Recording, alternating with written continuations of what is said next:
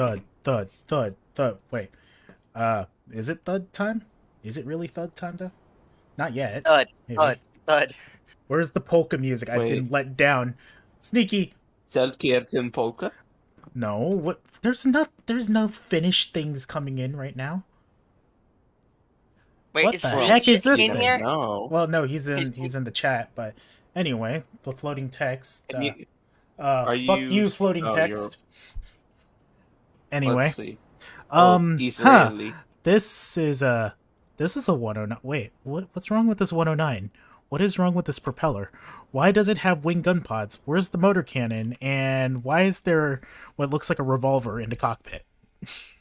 It's because it's Czech. Uh-huh. And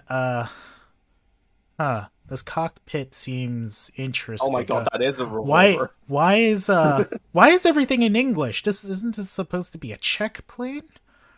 Well, this misbegotten piece of garbage, if you haven't noticed, this is the Czech-built Avia S199, a G variant 109 that had issues. Which is that I don't know what the particle effects are doing. They put a very weak engine in the place of the Daimler engine because they couldn't get any more Daimler engines, and well, yeah, that. Anyway, hi, welcome to the stream. We're talking about the Israeli Air Force and the rest of the dev server stuff. This is one of the very first aircraft that the Israelis got their hands on in the course of the Arab-Israeli War. And it was not liked by pilots, but we could probably discuss that a little bit later.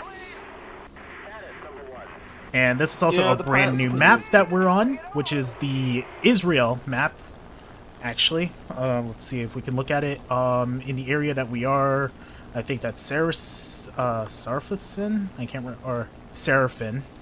Over there, we're flying over Mazerat. And then south of the airfield is the city of Tyre. And we're going to be very tired with these jokes as I introduce with the people who are in the server, in the stream today. We have a fly around. Thud. He loves his thud. JFK, what's up? Hello. He's here. Yep, there he is. And Hello. Roman, were you going to ask me a question? Oh, yes. I was going to ask you a question. Want a Sprite cranberry? Oh Christ. I'm good, man. I got brisk strawberry kiwi right up in this bitch. Oh no, Roman's thinking again. Wait for the blue smoke. Anyway, we will. So a quick thing. We'll look at this plane a little bit more later, but like every dev server, there's things to look at. I've kind of decided to just do the second dev server because there's kind of no point to do the first one other than for views. And honestly, I just don't like staring at two dev server streams and committing that much time for two different streams. So we're going to be doing that. So the main event is all the way at the end of the line here, and that is the brand new Israeli tech tree. Right now it's aviation, but there are files in the game for tank premiums, which will probably be with the way new nations are released. This patch is going to be the Israeli open beta or closed beta, open beta, and then next patch will probably be the armored ground forces, just like what they did with Sweden. We will talk about that thing later. Anyway, so like usual, we're going to be looking through all the different nations one at a time in order, what the different vehicles are in game, from naval to aircraft and tanks. And I think this is the first patch in a while that every nation is getting at least one or two vehicles in pretty much across the board. Like, not every nation getting a tank, airplane, and a ship, but everybody's getting something this time around. So yeah, we're gonna get started here, and we're actually gonna start with ships because there's only a couple of boats here and there, and then it's an important function we could talk about here. So first off, the U.S. destroyer premium, the USS Wilkinson, which I actually don't know anything about. So, I don't know anything about the ship, but I do play naval. I can say at the BR 4.3, it has two fast-firing 5-inch guns, 40 rounds per minute. Yes, it's slower. It's less guns than a Fletcher class at the same BR. But what it makes up for is you can fire 40 rounds a minute. Having two 5-inch guns firing 40 rounds a minute is scary, especially American 5-inch. Plus, from the Yep. looks of it, it's got another twin 3 inches, so those are good. Be good for any PT boats that get up close, and you get 4 torpedo tubes based off the X right here. So it's Yep. probably not going to be the most overpowered 4.3, but it's gonna have enough it doesn't have a ton of armament, but it has enough fire rate that it's gonna make up for that. Well, I would say, in my opinion, that it would be a good ship because the Wilkinson is actually an upgrade from the Mixture that got added last update. And what I mean by that is that its anti-aircraft defense is actually is actually better because those 76 turrets that are mounted behind the 5-inch gun turrets are actually automatic 76.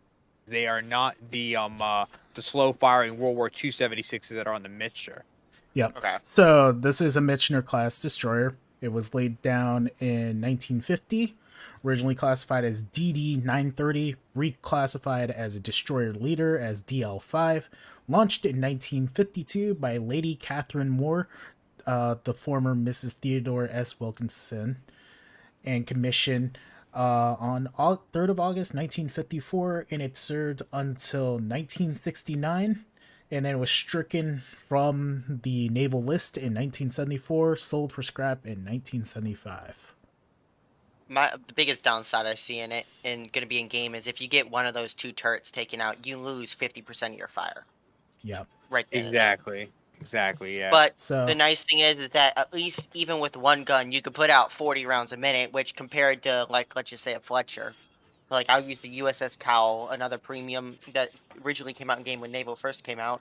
It's got a fire rate of And 22 rounds per minute. So pretty much one gun makes up 2 guns on a Fletcher. Yep. And then the looks like the ship mainly just kind of went around. It didn't really do anything of note combat wise. It basically just went sailing around the seas and doing I guess goodwill tours for the most part. Herpter, boat go So bird. it never fired a gun in anger at anybody seemingly. So the In crew of the anger. ship were lucky that they didn't have to do anything. So there's that. So that's the Wilkinson. Next up is Germany and a very shiny horse. Or Scharnhorst, I'm sorry. And of course I can't. Yes, the Scharnhorst. And though, of course, this was a Scharnhorst class. This is the heavy cruiser, right? No, this is the battle cruiser. That's so- a battle cruiser. The mini BBs. Battle cruiser. Okay. I got confused because I'm just kind of getting a quick refresher on Wikipedia because, you know. So essentially, they are considered the lead class. It's the so sometimes also called the Gneisenau class in some sources. They were marked. They marked basically the beginning of German rearmament after the Treaty of Versailles. The ships were laid down in 1935, launched in 1936, commissioned in early 1939, several months before transgressions, or actually more like, and then war were declared. Okay, no cutscene. We're good. No cuts. So, essentially, the ship, this Scharnhorst was a part of the flotilla that was gonna, or it followed its infamy was it followed Tirpitz up into Norway, to just interdict Allied convoys during the battle North Cape. A force led by by the Royal Navy battleship HMS Duke of York sank the fuck out of the Shiny Horse. R.I.P. So HMS Duke of York sunk this ship, but you may notice, of course, the ship has this very very shiny thing here on plane. So that's one of the what is it? So that aircraft, that is a AR-96A3. So this one, the mine has a camo on it, so the standard camo here for it. And there's a Bulgarian camouflage, which looks honestly cooler. And then this camouflage, which is even cooler because it's black. Anyway, so, of course, you may be wondering, why am I pointing out a plane? You may be wondering, why am I pointing out a plane? Simple. We are going to actually bring this sucker out into a test drive. Hope to God that the stream doesn't shit itself as I go into naval, because Yeah, it's that. extreme go burr. Alright, so, first, we're going to silence the guns for about 2 seconds, because it's going to be very loud. We're going to put this about 1/3 ahead here. If you notice, there's a little icon in the shape of an Arado. This was originally accidentally put as a function on a previous server. I don't remember which one, but it looks like they didn't want to introduce it at the time, but they wanted to get it up and running. Now, you have the ability, if your aircraft or if your ship has the ability to do so, you are actually able to launch a scout plane. The scout plane, in this case, this is probably the strongest of the scout planes, simply because it has 20 millimeters. Carries bombs. You can use this to interdict people flying a little close to your plane. You can use it to scout for enemies out in distance. Stream's still looking good on my end. Anybody tell me if it drops out? I will. So, right. And the cool thing about this as well is that the shit on these aircraft, if you get on the deck at the right height and, you know, pay attention and not crash into the water, you're able to deploy a smoke cloud. You can actually deploy smoke cover for yourself and for, you know, your allies, which is actually really friggin' cool. Of course, you can also use this to drop bombs on smaller boats, like attack, let's say, you know, this small boat here. Go out and attack small boats, give them a little bit of hassle. And you can actually switch back and forth between control of the ship and the plane. I don't know what the plane does. It just decides to loop around in circles over and over again. And I don't know if you can get them to come back. I didn't read that far into the patch notes, unfortunately. So, Shiny Horse has 3 triple turrets of big gunnery. Big guns. I believe they are 11-inch guns. The same 11-inch guns that are on the Admiral Graf Spee. Yep. And, as usual, kaboom. Alright. That poor little ship. That poor boat. Honestly, if they could... I was musing about this before the stream, the idea of adding more physics-based damage. Like, let's say a tank gets shot with a huge HE shell, the turret gets literally ripped off. The vehicle gets, like, tipped over or something because of just the physical force of a shell. You know, small boats should just, like, especially ones that are made of wood, they should just shatter into a million pieces. Try shooting the destroyer. I want to make a funny noise. Well, I kind of left the test drive. No, you're good. You're good. Okay, so that's the Shiny Horse, and then the less important vehicle is this boat, the Flusy. It's kind of a silly name. So this is a coastal patrol boat, and pretty strong in its own right in the sense of its anti-air. Has 2 flak turrets, so a whole bunch of 20 mils, a quad 20 mil turret, a singular 37, and a fast firing 88. So, and the only downside to this thing that I can see is the fact that the turret just looks, the thing is made of wood. Like, this is clearly made of wood. It looks like it needs to be repainted again. Yeah, you're kind of screwed, methinks.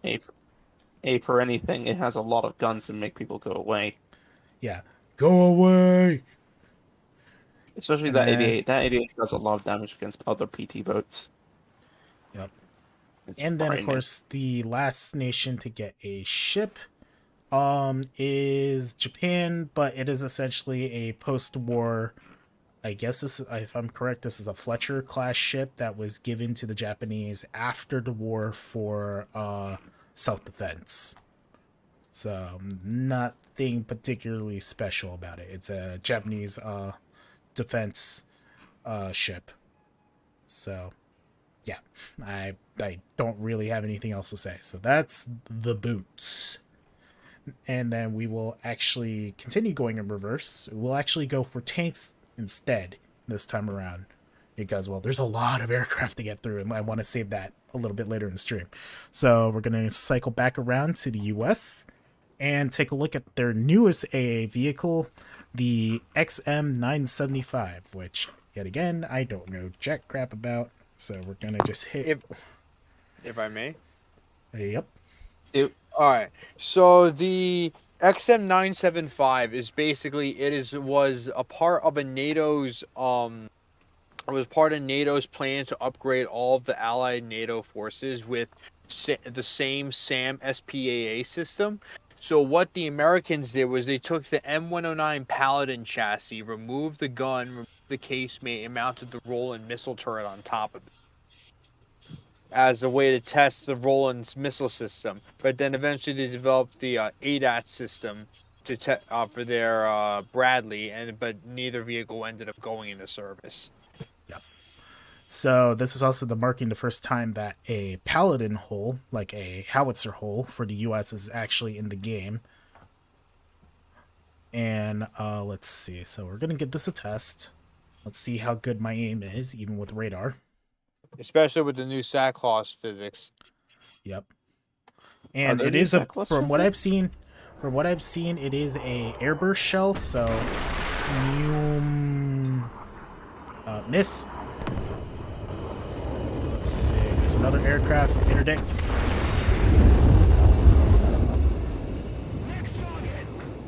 Yep. Oh, and a reload. Okay, I think the doors are closing too early, I would say. Again, this is, of course, the usual disclaimer. This is a dev server. Everything's subject to change and to be fixed, mostly. Albeit, Gaijin's been far better about fixing stuff in recent times than they have been. So, let's see. Fire another one. Boom! Oh my god. God, everything just looks so much better this patch, too. I think they've been messing with the graphics again. And the sounds. So let's get this thing on the move as well. So being that this is an American rolling system, I think you have like 3 reloads, looks like it. Oh, stop. Fire. And lead. Boom. Oh, did the tubes just fall off? Yeah. They just drop Yeah. off. That's funny. Yeah. It's kind of like shell casings. When you fire them out of certain tanks, it just spits the shell case sound going. Boop. Yeah. I do enjoy the fact that there's just seemingly an unlimited load of IL-28s flying over the map now. Yes, Russia's unlimited supply has come into play. Yep. So, this is not particularly the fastest vehicle in the game. Not very fast at all. But it can at least get itself moving on a road to get to a nice position. Let's say, like, in the middle of the friggin' trees. Honestly, I feel like you wouldn't need the radar turned on. With the way how fast these missiles fly, at least the way I would play this thing is hide in some trees and bushes, wait for aircraft to fly a little too close in, and then use it as a close-in anti-air. Because, honestly, aircraft are a lot of pilots who don't pay attention to the location of AA on the map, or don't communicate with the teammates, fly blindly into the map, into, literally a lion's den, and then they get all the AA unloaded into their face, and they cease their existence. Kind of like, which one of the Custodes got deleted in that episode of TTS? Just straight up, delete, clunch, gone. He was sent to the Warhammer Fantasy Universe for some reason. Anyway, so that's America's Roland system, so at least more variety in the suite of AA that American ground troops can bring into battle. One more AA for my Thud outrun. I mean, what? Yeah, well, we'll talk about that later. There's a lot of good aircraft. Next up on the list of tanks is this Abomination. I don't actually, again, another thing I just don't know anything about, but because I forgot that I wasn't thinking about it before, we're gonna just give this thing, because it's how dumb it is, There, it gets dumb eyes on it. So the DF-105. DF-105. I don't think that's an actual. Okay. A friend. Yeah. So DF-105 was a French light tank, French-German joint light tank program to try and combine the oscillating turret system of the Austrian Hussar and the hull of a Marder together to see how good of a light tank it would make, and it never actually went into production. It was a prototype tank. Yeah. So. Was it a Marder 2 hull? Because it honestly looks like a it's Marder 2 hull. It looks like just a Marder IFV hull in the first place. It doesn't look like it says it's a Marder 2 hull. Thing weighs about 30 tons. Has the same engine as a TAM. But also it's just weird. It's just the fact that it's a bigger, fatter, uglier TAM in many aspects, to me at least. So you have, looks like you still have room for troops, seemingly, in there, because it is a support vehicle. So, fire support vehicle. Its best round is its only round, which is that of any note, which is its heat round, 400 millimeters at any range onto a flat surface, which is good enough for poking people, I guess, especially in the side when, you know, people just tunnel vision to anything in front of them and don't ever check their flanks, and then they all die. So let's give this a test drive. A 5-second autoloader. Mm-hmm.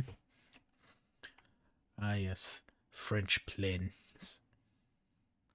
There will be a French plane. No, there's a lot of French planes, technically speaking, coming in this patch, but we'll get to that in a moment. So.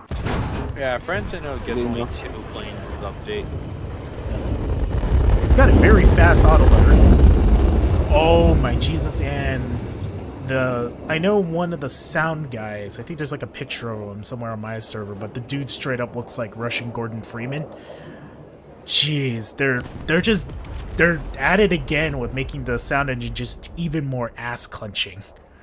God, I remember getting back, like, I think I did a tank match for the first time in a couple patches, like a month or two ago, and I was clenching my ass cheeks so tightly because the amount of jets that were just flying overhead, and I'm like, oh god, am I about to get bombed at the Kingdom Come?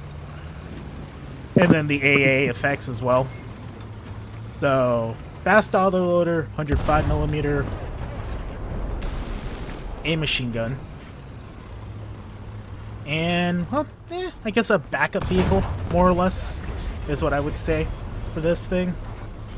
Like, it's good, it's not great, but I would not spawn this first, personally. So, yeah. So that's another support tank. Don't think it gets heat FS.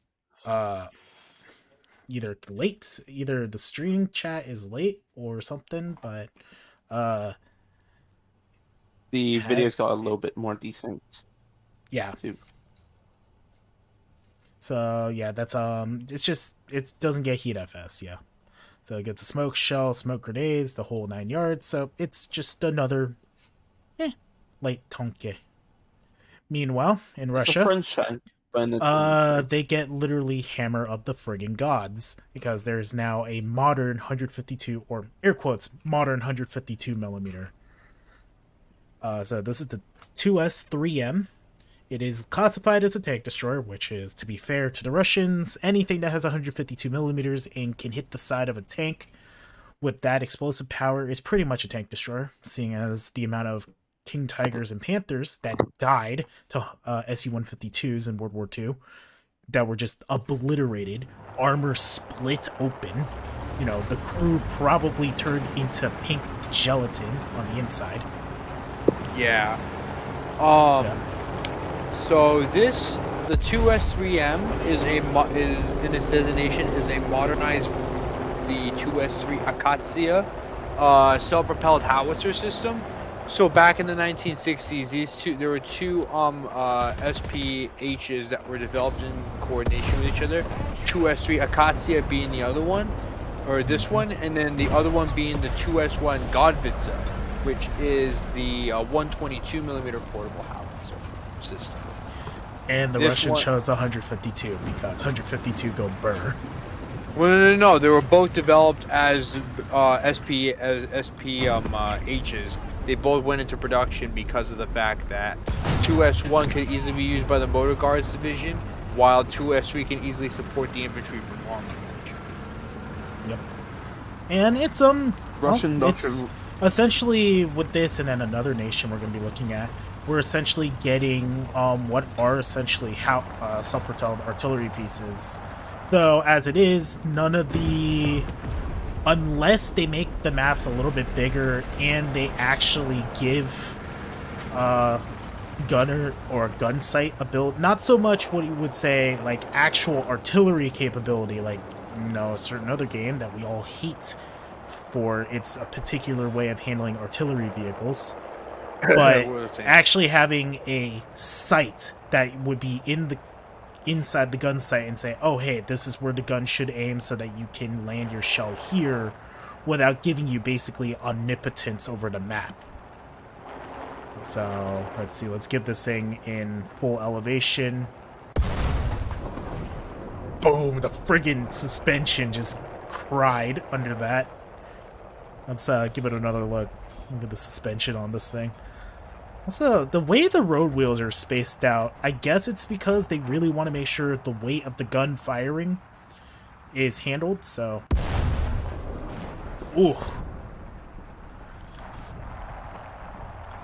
That, and of course, you do get a defensive machine gun, which honestly does jack all, because I think it's just rifle caliber, if I'm correct. It's just a rifle caliber machine gun, though. That is the nicest, like, commander's machine gun turret I've seen in a while in a Russian vehicle. Yeah, Nice, tidy, clean, and just does what it's supposed to do, which is provide the commander with fire support. Yeah, because the Katsia originally was never designed the 7.62 machine gun, the PKT machine gun. The PKT was actually added as a part of the modernization to the vehicle. And then, of course, like any good Russian 152 millimeter, it has the ability to pop off the turrets of anything that is German in the vicinity. Yes. Okay, so like something I was talking about earlier, I feel like depending on the ways depending on the tank, let's say it's like a much lighter tank, I would imagine that shooting 152 millimeter at a light tank and straight in the turret should shear the turret straight off the hull. Just because, yeah, it's this is the big chunky round. Overmatching. Yeah. Yeah. Anyway, the wheels are probably spread out so the gun doesn't sink into everything short of concrete. Yeah, good point, Sneaky. Alright, so... Okay, stream's good. I'm going. Next up is Britain. And a fatter Challenger. Challenger 2, but even fatter. I believe this is actually Megatron. Is it TES? The TES is the designation I think that was given to Megatron. Challenger 2 TES. Yep, that I is guess the more you know, that right? is the Megatron. And I think of the Megatron, the anti-hero Megatron from that like more recent Transformers series, where he just really doesn't give a shit about anything anymore. He just backsasses everybody. That's the Megatron I think of now. You know, while the rest of that series was not particularly great, the thing that held that series together was just Megatron being Megatron. The most cynical, like, I am so done with this crap. We've already been through this once. We saw what happened. Why are you involving me in this crap again? Leave me alone. I'm just here to watch. I mean, you got a point. Wait. What are you two doing here? You just sightseeing? You guys staring at the new tanks now? Look at these two. They're just like, you just hear a bunch of dudes screaming, like, oh my god, is that the new Challenger? And the guy in the back is like, dude, get moving. You moron. Go. I'm wondering when someone's gonna leak more that information on. Just look at... Also, by the way, just something as a warning. For the love of God, please don't leak, government classified Yeah, military agreed. intel to video game companies, they're not going to do anything with it. They're going to look at you, go, "You're crazy. We're calling the authorities. Go the hell And away." then you're gonna go to federal prison for the rest of your freaking life because you just Or screwed get your country executed. over. Depends. I don't know what your nation does. I'm gonna stick to the nations that are humane, like the United States and Britain. Very funny. Yeah, Now no. fist the wall. Note to self: do not, There you- Dead. John. Don't make me go Don't fly. Don't say that. John, don't make me go fly to your area and go dive bomb you. Yeah. With But the in all 132. seriousness, like that was such a stupid series of events. Then it also happened Twice. to Yeah, it Twice. happened twice. What are the tanks doing? Hold up. Look at the guy in the background where my mouse cursor is. He's having a seizure. The dude just like drove off the road and then he just got back onto it. What is it doing? Anyway, so Challenger 2 TES. So it has, as far as I understand, it's even more composite, clearly. Even more challenger. Even more composite. It has the screens, it has frig tons of radio antennas, it has a remote machine gun station on the roof, which I guess is for I would imagine that's supposed to be anti-tank missile kill or soft kill. I believe it's supposed to be. Wait, where exactly are you talking It's on about? the roof. The I guess it's a soft kill Holy system. but- crap! It's got but a on the good other- dart. Yep. Talking No, I about was the. gonna Talking get- about the. Talking about the thing in the middle of the pizza. Yep. So the or the pizza holder. No, the pizza, pizza box. holder. The plastic. It's like the little. I don't know how universal it is, but some pizza places put this like little plastic table in the middle of your pizza when they deliver it, so the box doesn't They just collapse on top of your pizza. I haven't had that in years. But that's also just called the bad. That's just called a bad box design. Mm. Anyway, so now I you just- start out with L23A1 with, respectable 307 millimeters, though I guess at that tier that's not as good as it could be. Its next round intermediate is 387 millimeters at 500 meters flat on, and its top round is L27A1 with 557 millimeters flat on at 500 meters. Why do I use 500 meters? Because most of the time people get into combat at such a close range, it doesn't really seem to matter how much pen the dart has. It's just called, do you know the first place to shoot, other than breech and barrel torture. Yep. And of course, being the fact that this is a Challenger weighed down with even more stuff, the T-table on top is for anti-Ieds. What is it? So does it just send like a massive radio frequency to activate the triggers on any nearby IEDs before they get too close? You just hear a Nokia, a bunch of Nokia ringtones go out. Boom! Yeah. Any Asian's parents, Oh! anyone with Asian parents will understand the tone. Mm-hmm. Wait, what? What? What is that supposed to mean to me, man? Do I look anything Caucasian to you? Huh? I mean, I feel like, though, that's still the funniest thing. When people hear my voice and they don't actually see my face, it seems like the default thing, it's just probably some normal dude, and then they see my face like, wait, huh? yeah, they see your face and go, "Oh, hello." Oh, hi there, John. Oh, hi there, Mark. Oh, hi, Mark. Oh, hi, Mark. Lock. God. But Fucking this hate thing that is movie. this thing is so chunky. Oh my god. 70 tons. 70 tons. 70 tons. And it still has a rifle barrel. Because the British decided not to, and it's still 2-part storage. And actually. well, here's the Two-part thing. ammo If I understand it, the upgrade that they're working on currently for Challenger 2 is they are actually going to be switching to like a smoothbore in the future, or sooner than later. Actually, I think Rheinmetall already has a testbed Chalet with the bigger gun.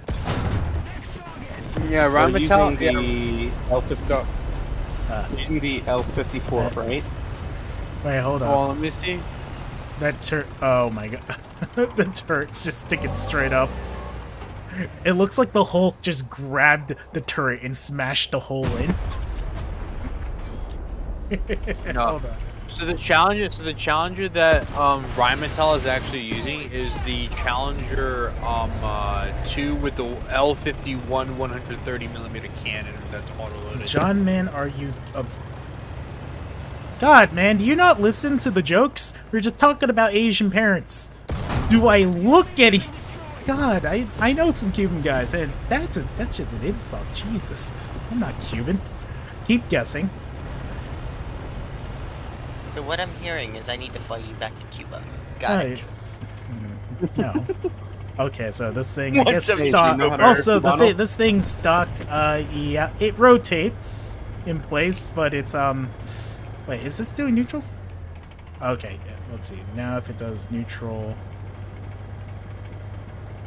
it's kind of slow at doing that, but I guess.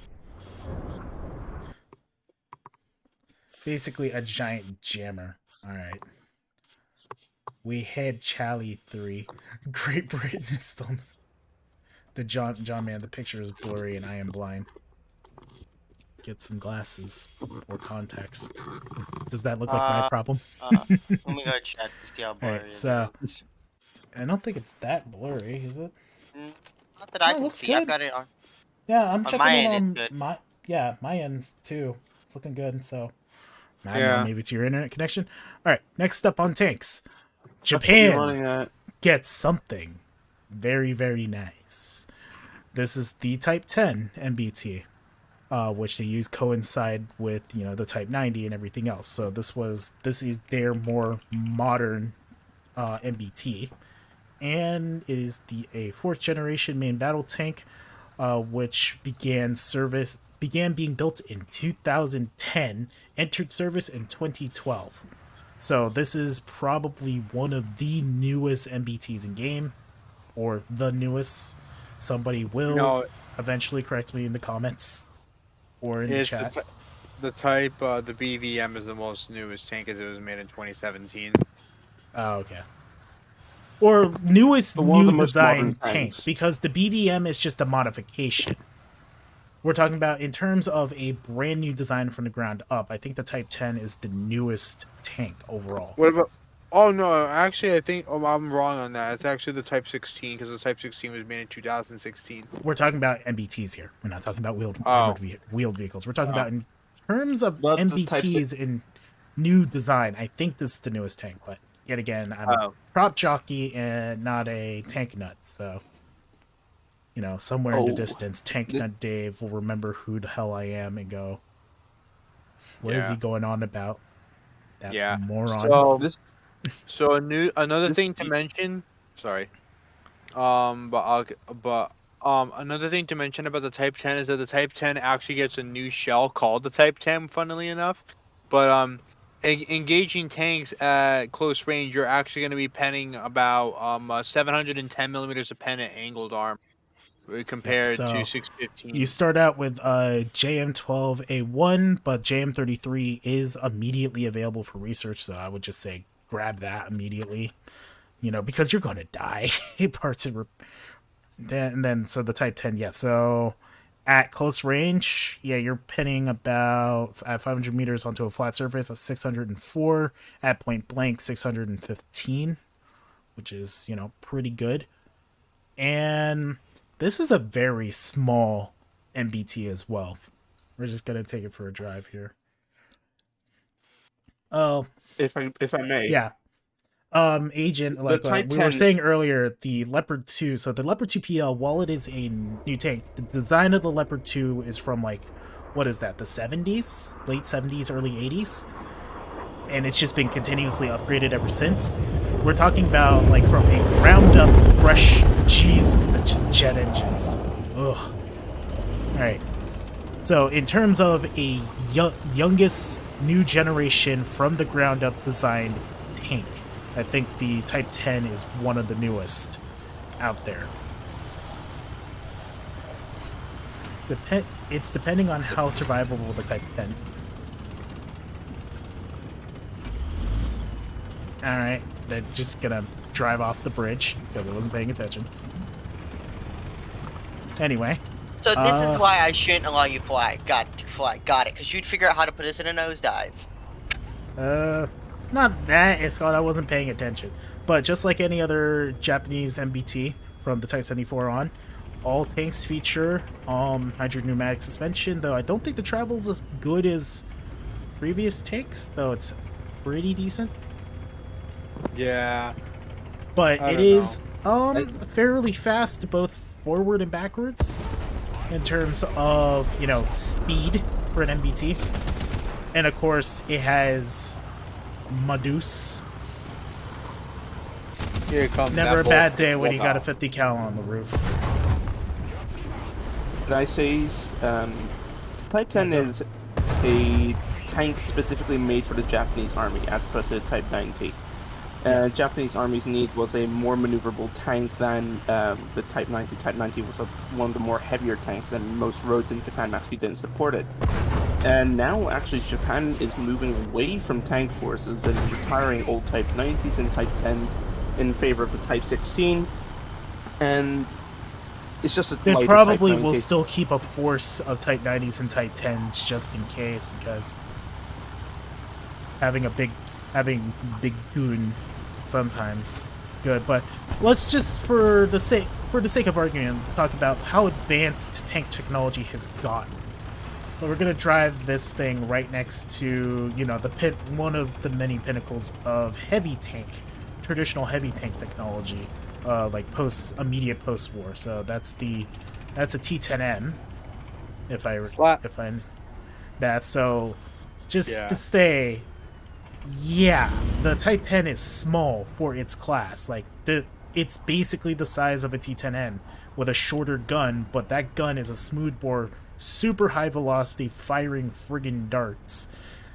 And then the thing next to it is just a traditional, I think it's a 122 millimeter cannon, right? It's a remember. 120. It's a 122 D82 TS cannon. Yeah.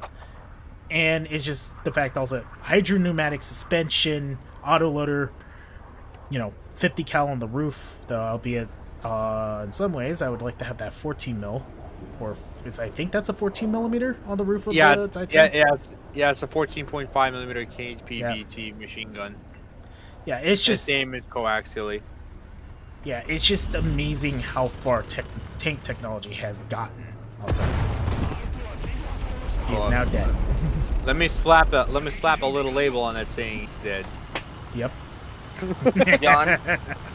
Wait, never mind. I'm a moron. Ooh, what's this? Ooh, no, Danzig, stop. No, Danzig, no. Where is it? Who needs it? Who needs to get slapped? I don't know. Anyway, moving on, because it's also really unique into its own right, because it's it's another bulldog, but this bulldog that's not a 60 mil, that is a 76 millimeter M32K1, which for all intents and purposes currently in the game it has the same specs as the gun on the automatic, except it doesn't have an autoloader because, well, you can't really fit an autoloader inside a Walker Bulldog. Isn't it stabilized too? Yeah, it's a stabilized 76.1 millimeter cannon. It might be the only one. Also, I'm sorry to cut you off, but doesn't it also look like a chassis? Is it a chassis? It doesn't look like a Walker Bulldog chassis. Is that why it's just weird to me, or it's kind of slow? Maybe because I've noticed it is a Walker Bulldog chassis though. It doesn't look like it though.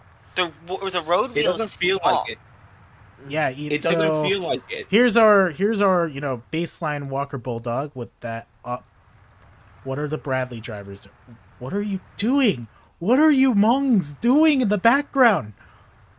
This man. Who's driving that Bradley? Who? Are they? Well, I think I just found my color. What are you doing? John, I think you were seeing one of my college dropouts. They couldn't fly tanks, so they stuck them in. They couldn't fly planes, so they stuck them in a tank. What is it doing? Hold up. Is it gonna push the tank out of the way? Hold up. Oh. Is it gonna? Are you gonna make up your mind? Come on.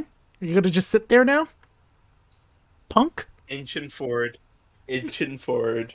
No, it's just stopped. Oh. It's self-aware. Yeah, It knows. that's right. It knows. That's what I thought. Screw off. So, I think we found the dropout pilots from Riddle. He's driving the tank. They didn't trust him with a plane, and they didn't trust him with a car, so they had to stick him in something Do they have armored. So when he ran into ROTC something- at Riddle? We have Air Force, or we have ROTC. One of my friends is actually in Air Force, so. Alright, so... Yeah, actually the one thing, maybe it's because, did it get, like, more armor? Which would Yeah, mean yeah. it's- The M41D actually gets more added on armor packages to protect it from like heat shells and shit. But Does it? yeah. So It basically, doesn't look like... It doesn't look like there's anything, though. Don't count on it to protect you. And It- it doesn't even have the modules for that. well, no. It's not supposed to have a heat screen. It's just supposed to be like heat side screen. That's all it is. Well, Also, but there's no heat side skirts, though. It's just an M41 hull with a 76, but... no, he's talking Again. about the side skirts over the tracks. Oh.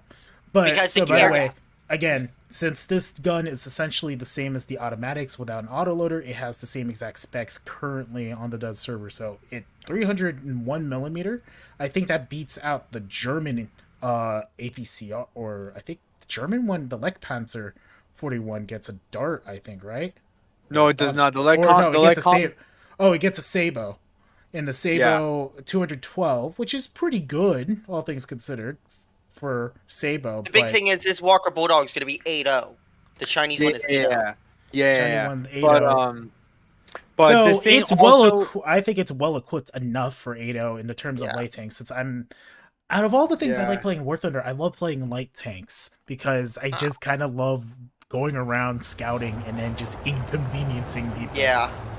Also, Just- John, Loki says that it does not have a stabilizer, so you'll have to check that when you go into the test drive of it. Well, I'm in the Oh. test drive and it doesn't have a stabilizer, so problem solved. Oh. yeah. So Okay, it doesn't- I'm not yeah, as so scared anymore. then my bad. I miscorrected. I believe. Yeah, Yeah. same. So it doesn't have a stabilizer, but it actually does get thermal imagers. Yeah. I think that's the big box that's on top of the roof, which is, hey, that's a good... Man, this would look so good with a Thunder League dislike skin. I would love to have that, but of course, the glorious crab team, I'm a fan. Crab rave. Yeah. Grab Team 6. Grab Team 6. Yep. So, tank is done. The albeit being that this is a 76 millimeter dart, doesn't seem to have the same kind of explosive power as a bigger dart, but it also gets a pretty good array of smoke. I love. Are those effects for the smoke new? Yeah, they are new. Yeah, they are They new. look great. Yeah. They look great. Again, whoever. Oh, the sound of something penetrating metal. Clunk. Boom. Oh, it's so good. Anyway, Look how quick that back smoke to the screen hangar. deploys for this And then thing. Also, real quick, Danzig, to talk about my English mix-up, no. it is finals week here, so I'm a little bit tired. Oh no. Why did you put me on your TV? Huh? Why? I just looked at my DMs on Discord. Why did you put me on the TV? Why am I on your TV? Hey, John, you're on the big screens! Yeah. The John All right. Man movie on the big screen. Also, meanwhile, moving on to another light tank with a hilariously overpowered gun. So we've been familiar with the 60 millimeter from the Obel. Now we get that 60 millimeter in the tech tree with an autoloader on a light tank hull. And that autoloader is friggin' lethal from what I've seen. So 240 millimeters of pen, flat surface at 500, but I think its reload it has a 2-second reload. Unlike the Obel, which doesn't have an auto-loading breach, this thing has an auto-loading breach. It also has HEVT shells. Delete. Well, there goes my thud. It's gonna get its gonna live up to its nickname. The Italians are gonna just delete you for this guy. They're gonna make my nickname hold true of thud into the ground. Yeah. So, in all honesty, I think this is gonna be a pretty competent tank for its intended purpose, which is scout, flank, spank, and be generally a nuisance to the enemy team. Yeah. Also, the 60 mil on the Dardo, that is, or at least this Dardo, gets a HEVT shell, which the HVG Obel does not. Yeah. Well, it's because it can't really make use of a fuse shell because it's not auto-loaded. You know, there's no particular reason to have an HVT shell on a non-auto-loading tank. If you're going to be firing AA at helicopters and planes, you want to put as much, you want to put as many shells in the air as possible. Isn't one of the Abrams heat shells, Yeah, the MA30A1 MPAT round. It's a 105mm HEVT heat shell inside of a 120mm jacketed Sabo. That's what I figured. But that's because the Abrams has like a 5-second reload, so it makes 5 to 6 second reload, so it makes sense. Yep. All right, moving on to the French and the latest variants of the Leclerc. The what is this? The S21? I need to Leclerc tank. With the baguettes. So yeah, so this was an initial study project to initiated to protect the Leclerc against the latest threats. Those threats were represented by tandem-shaped warheads, technical approach, so reactive modules, semi-reactive layers. The center of gravity was shifted a little bit. So bunch of that. So blocks 10 and 11 of the Leclerc MBTs are recognizable by the ceramic add-on armor plates bolted onto the top of the reactive modules, and more measures essentially. Just it's a basically an even should be faster, right? I think as well, slightly. An improved transmission, its best shell. So you start off with the OFL 120G1, which has 417 millimeters right off the bat for a dart at 500, and then the other round, which is for some reason named the same thing, or the F1, much like F1 racing. All right, so 565 millimeters onto a flat surface, so it should be able to do some serious damage at top tier for Les French. Oui, oui. Yes. Oui, oui, mon ami. Yep. Oh no. Did I hear a baguette that needs a 3,000-pound bomb? Wait, that's it. Right, the French are the nutcases who put 50 caliber as a coaxial, I think. Actually, that's not. There's a couple other tanks that actually had it, like the M47 Walker Bulldog was actually one of the first medium tanks to be equipped with a 50 cal coaxial. Yep. That machine gun sound though, if that's a 50 cal, it just sounds. No, not the Walker Bulldog, the Patton 2, my bad. Sorry guys, sorry. Yep. Did I just see the heat blast go through the back of the tank just now? Do it again? Let's see. Let's hit a different tank. Let's hit it side of the turret. Oh, never mind. It exploded. The thing that scares me is just the fact that, when you hit a tank and it goes up like that, the entire crew inside that, they're just instantly incinerated. There's going to be barely anything left, if there's anything left. We have now created charcoal. Then again, I have one question. Oh God. Why? Yeah. And then of course, because it's even stock, this tank is capable of going, I think, the same speed in reverse, which I think this is where the French go in reverse joke comes from, because this does not hold up with their World War II tanks, except for the dumb armored car, which goes backwards faster than it does forward. Yes. Everything else just can't move. I think it's on equal terms with, you know, British tank. Oh, oopsie. Oopsie. Just smacked that T-54. Or some Russian tank just got slapped. 3, 2. God, the stream delay is horrifying. The crew becomes bacon. Hopefully, yeah. No, I don't think it's gonna be bacon. What kind of bacon do you want? You want it? That's not even crispy bacon. That's just ashes. I want thick cut bacon. Shush you. Bacon. Oh, wait, before I move on to the last thing, apparently, the Panzer IIc got a new model. Yes, I heard about that. Beholdeth the Panzer IIc with its new model, which looks very shiny. And it looks very nice for a model update.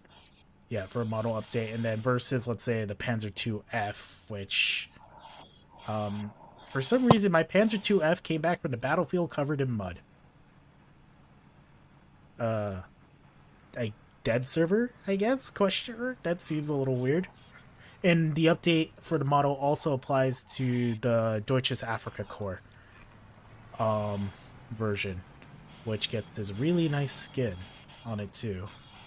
So Panzer II got an updated model, and the Panzer IIIB got an updated model. So Quispy, more polygons, and maybe a more accurate overall just appearance. So, that's nice.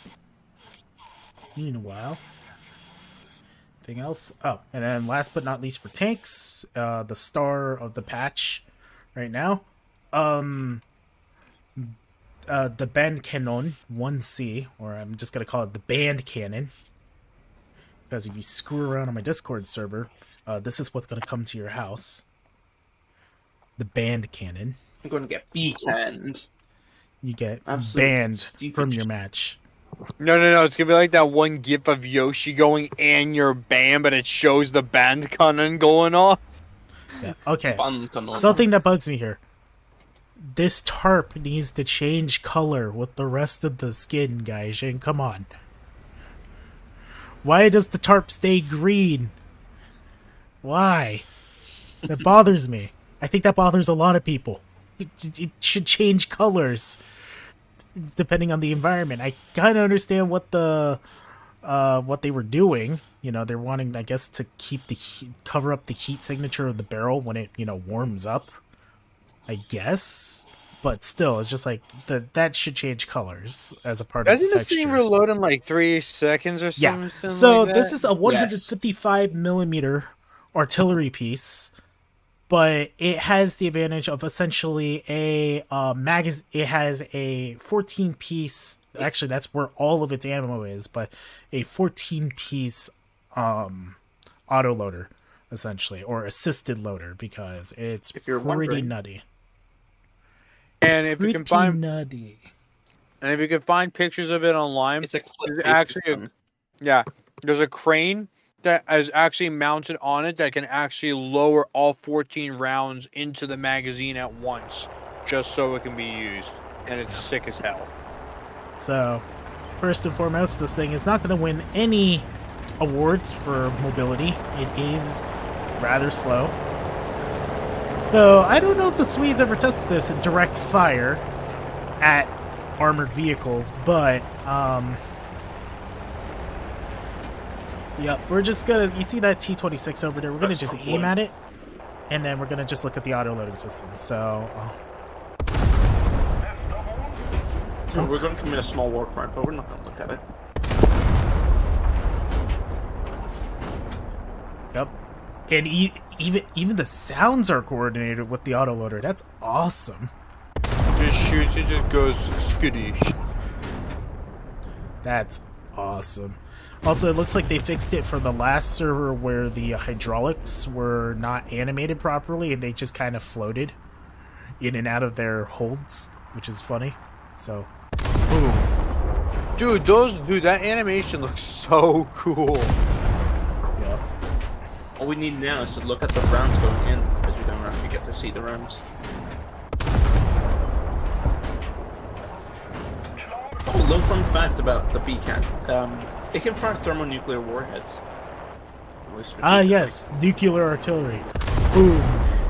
Iron Annie, anyone? And then in the background, you just see, you know, a friggin' mushroom cloud. Boom. I remember seeing footage of like Iron Annie shooting its 280 millimeter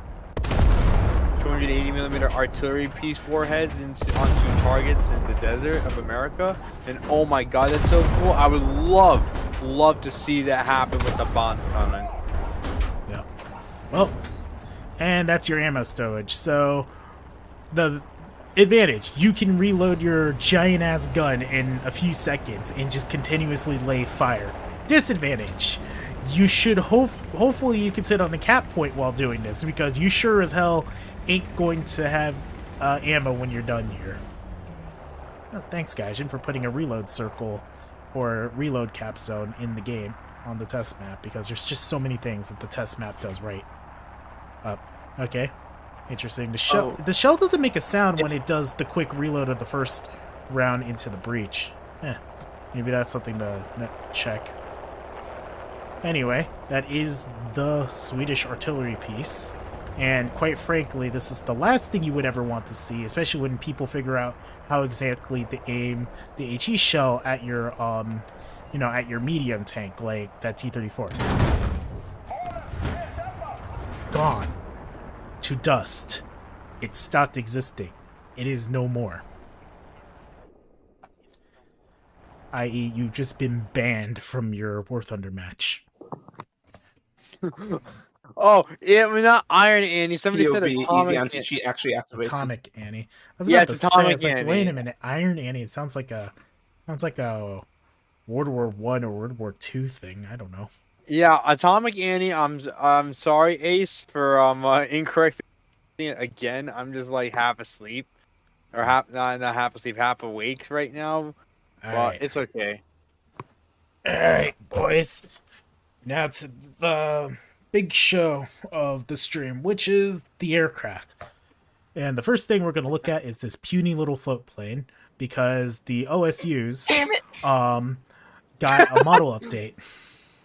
They all got model updates in the for the fact that they are now going to be actual scout planes. The OS2s now have an updated model, so they actually look nice again. They actually have a real engine model inside the cowling instead of literally a surface texture with a bump map texture on behind the propeller, which looks so silly. They actually did. That's pretty sick. That's sick. I remember. One of the oldest models. Next has up, been updated. in terms of, because we're gonna just kind of gloss over it, F4J Phantom 2, which is, in this case, this thing is loaded down with basically everything you would ever need in a match. Mind if I bring up one thing? Yeah. The biggest thing about the F4J, the gun was specifically designed for ground attacks. So you cannot bring more. The only loadouts you can bring with a gun is the original loadout with 2 AIM-9Ds, or you have to carry bombs or rockets with you. You cannot just get a missile loadout with the gun. You have to either have you only can. No, the only one that, if you go look at all of them, the only one you can have is the original one, which has 2 AIM-9Ds and the gun. Every other one has either a Zuni pod or bombs in the center, and then the only rocket ones where you can carry 8 rockets has no gun. So you have to have the choice of either you have to carry some type of ground ordnance to get the gun on most of the loadouts. It's kind of weird. Which is not necessarily a bad thing, though. It's not, but after flying it a bit, I've been in situations where I carried four AIM-9Gs and 4 Sparrows, and I would get down to the end, and there would be situations where I would get too close, and I would need that gun, and I did not have it. I think it's because the Navy seems to have been focusing on mainly, looks like, I guess, close air support with their Phantoms. It was more of, it wasn't that they were focusing on it, it's what the gun pod was designed for. It wasn't designed for air-to-air. That's what someone did. Let's see the sound of this gun pod, though, because This is not a normal. What is it? It's not a Vulcan by any measure. No, it's like the same gun pods that are on the A4s. Ah, okay. I only brought 9 minutes Oh. of fuel. I'm a moron. Oh well. 9 minutes, It's- 9-minute fuel challenge. Let's go. Go, Man. go. Also, the one thing they did change is the fact that the You get F Sparrows also. no, that, and also the fact that they have been working on jet sets. So Wait, what's the difference between AIM-9 F Sparrows? No, they're Just- not AIM 9s, they're AIM 7s. just the The main sound difference of the engines Oh, now probably not, man. are amazing. So, real quick, so how does it sound, John? It sounds great. Also, there's 2 reticles. I'm confused. Where? I have Oh 2 my. reticles. I have the gun reticle and what looks like a rocket reticle. Yeah, that's the computer guided Yeah, rocket reticle. we- Oh, okay. Yeah. See, And real you quick- see, I'm a prop jockey, not a not a jet jockey, unfortunately. Yeah.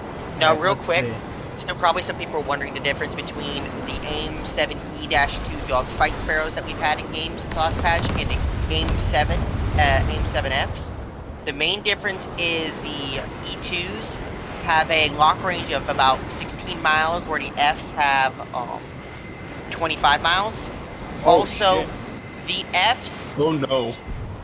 if I'm reading this right, have a slower max, or the max speed of the AIM 7F is Mach 2.9, whereas the dogfight is Mach 4, but the missile guidance time on the 7F is 75 seconds, whereas on the E2 it's 40. So you almost get double the guidance time, aka contributing to it's going to guide to a target twice as long as a E2, or even if I does this get the radio? I don't think Oops. so. Whoops. No, Missed it that does not. missile. Oh well. Also, another thing to mention, you only have 750 rounds in the Colt Mark 11 Mod 5 cannon, which fires is- at 4,000 rounds a minute. Yeah, but the thing is, if you Well, that's a- get close and just do a quick zap, you're probably going to destroy Yeah. whatever plane you're in front of you, because this is the jet you're in. The HE shells on most 20 mils are pretty lethal. So Now, I will say the belts for the stock belts, it's got more AP than HE. So 1 second burst, I've had in some of the think games where I've hit a target. I just noticed that the rockets are the burst for the rockets is not animated correctly. They're like going all sideways and stuff. Yeah, no, that's been an issue the last 2 days. Look at how dumb my rockets look. Oh my god. Oh my god. Yeah, that's an issue They're with flying them. into each other. We're just firing them all off. Okay. I'm surprised that didn't kill that thing. Yeah, I didn't. I'm surprised that sound Also, didn't so far kill with that. the stream Oh my- connection, everything's still looking good. Been at it for about an hour and 11 now, and only 0.5% of frames have been dropped. So, good enough. And then for the US Tech Tree, the main event of the US Tech Tree, even though it's a 9.7 instead of a 11.0, but you know, who Thunder cares? Thunder Thunder Chief. Chief. Thunder Chief. Good. Thunder Good. Chief. Good. Thunder Good. Chief. Thunder Chief. This Thunder Chief. Thunder this Chief. is the Thunder Chief. aircraft. Okay, calm down. This is the aircraft that made the Douglas designer look at what the hell is America keeps adopting. The type of plane, this is one of those planes that ended up inspiring the A4 Skyhawk into its production.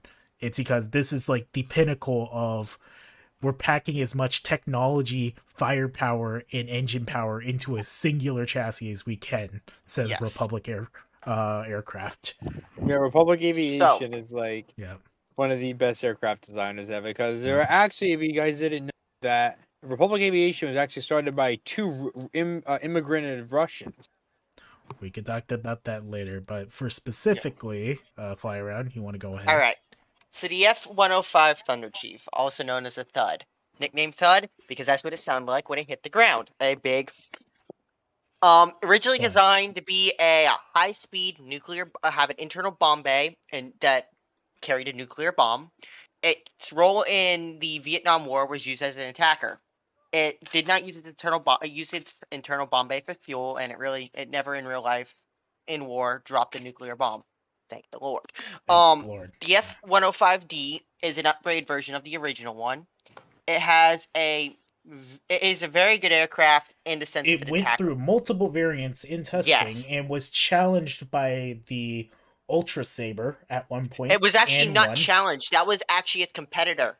The competitor to the It 105 was the Ultra it Saber. was in the sense that it was challenged for the contract by North American, and they lost. And honestly, I think They the shouldn't thing have that lost. scared off, they shouldn't have lost. They- But I think it was also just the fact that honestly, I think pilots looked at the intake on the Ultra Saber and went, "Oh hell no, I Yeah, don't want to but inject out of based that on thing." everything, real quick, just based on everything that people said, the Ultra Saber was worked a lot better and had a lot less issues and was more of a mix of a dogfighter attacker, whereas Yeah. a Dud was just an attacker. So the specifics on the F-105D, it's a fast freaking aircraft. The way it is designed, it was designed to be a very fast aircraft on a deck. In real life, the Thud, once it dropped all of its stores, you hear stories of F4 pilots saying even in full afterburner, as soon as the Thud dropped all of its bombs in afterburner, it was gone. It was a freaking rocket. In Yep. War Thunder, maxed out, it has an afterburning thrust of 11,060 kilograms of thrust. Mind you, this is one engine. A one-engine aircraft, the engine has a thrust of 11,000 kilograms. Compare Yeah. that to an F4E spaded, each engine only has 8,000 pounds of thrust. So one engine in an F-105 almost equals two F4E engines, which is insane. Yep. And now we're looking and at the aircraft in the cockpit. This cockpit is pretty swanky. Crazy. And to show off the fact of just how much thrust the sucker can actually put out, and of course, because of how short the runway is, I have to kind of do a bit of hand stretching. So I'm holding down B for the brake, and then we're flinging the throttle forward.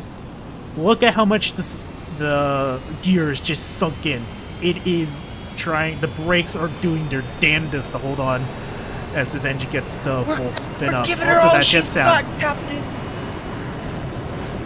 And I would Let her actually go. real quick hitting when you get up in the air, tap that air brake and see what it does once you get airborne. yeah, but oh lord, this thing. The one thing I hope the existing runways are long enough because They are. you. Yeah, every map that I've played Um, on has the most of the runways are the updated 10,000 foot asphalt one. And I've Ooh, had you no really don't want to problem attack with the tail either, though. Be careful when you're taking off.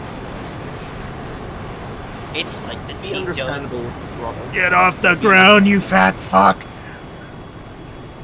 I've seen one of these in person. Actually, I saw the example that's at the Steve Varhese annex with Fly Around when we went there. I went on my trip to Washington D.C.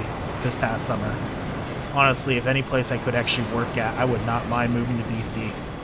I've been to New York, I've been to Boston, I've been to Dallas. I like Don't DC listen to them. best. Living in Northern Virginia is a living nightmare with traffic. 5 miles takes 50 minutes. Yeah. Well, of course, if I don't go out into No Virginia Hong Kong. or Maryland, Yes, I'm talking about just living there with public transportation and stuff. Because what's public transportation? Says Florida. That's stupid. Roads everywhere. Well, you Floridians call your traffic jams just 3 cars at a light. Oh, you don't want to see actual traffic jams in Florida. Meanwhile, Can't be worse than Northern Virginia. bye. And now we are going to kick this thing into full overdrive and just see how much speed it's going to gain now that it's completely naked. So while It you're doing is- that, you want me to talk about some of the bomb loads it gets? Yeah, go for it. So, the Thud when stock, when you first get it, comes with a bomb load of, drum roll please, 14 500-pound bombs stock. And you get an air spawn. Wow. You get an air spawn at Mach like 1.04 with 14 500 pounds. It can also carry once you start spading it out, you can carry 16 750s, 11,000 pounders. That comment right there. I just see the floating comment right there. You are absolutely correct, sir. I've also. By the way, actually seen we are at Mach 1.11, and I think I think that's the fastest I can manage on the deck. Nope, it's gonna keep going. Yeah, no, it gets up there. It'll start to vibrate. This thing, it's gonna start vibrating, but yeah, no. Good luck trying to catch a Thud that's already unloaded its bombs, and it also has flares. I have outrun Roland's at airfields because yes. No, yeah, but, so, and combined with the changes that they've made to airfield campers recently, oh my god, that was a change that I was shocked. I was like, wait, they're actually going to do something about airfield campers? Amazing. Yeah. But real quick, back to the Thud.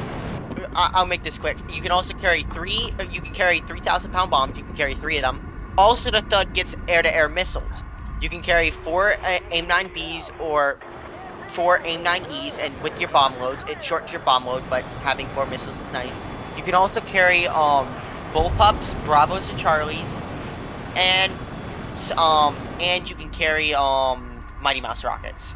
Yep. Really, also, one if you're thing ever gonna take a Thud, just take the 750s and use the CCIP and just bomb your targets that way. That is the most effective. Yep.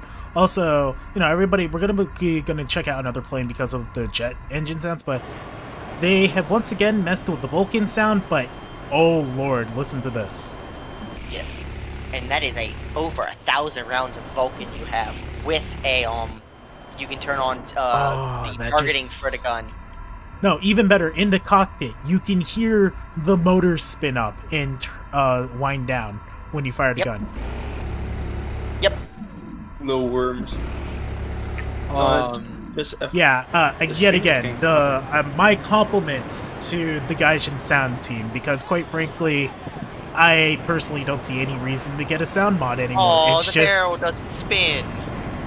That might be a bug. That's probably the bug. I've noticed a few bugs, like the A2D's back propeller not spinning. Yeah, this thing. It can also turn at high amazing. speeds. And only turn at high speeds. As soon as you get below like 400 miles an hour, it turns into a freaking rig. Because you can just put so much. Look at, I'm just putting afterburner, and I can maintain Mach 0.9 in a turn. You will just. My god, I love this thing. This is peak drag strip performance jet. This is just. Yes.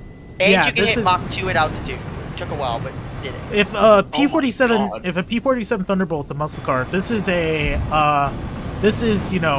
top fuel dragster at that point. And for anybody wondering, the Thunder Chief is a BR 9.7.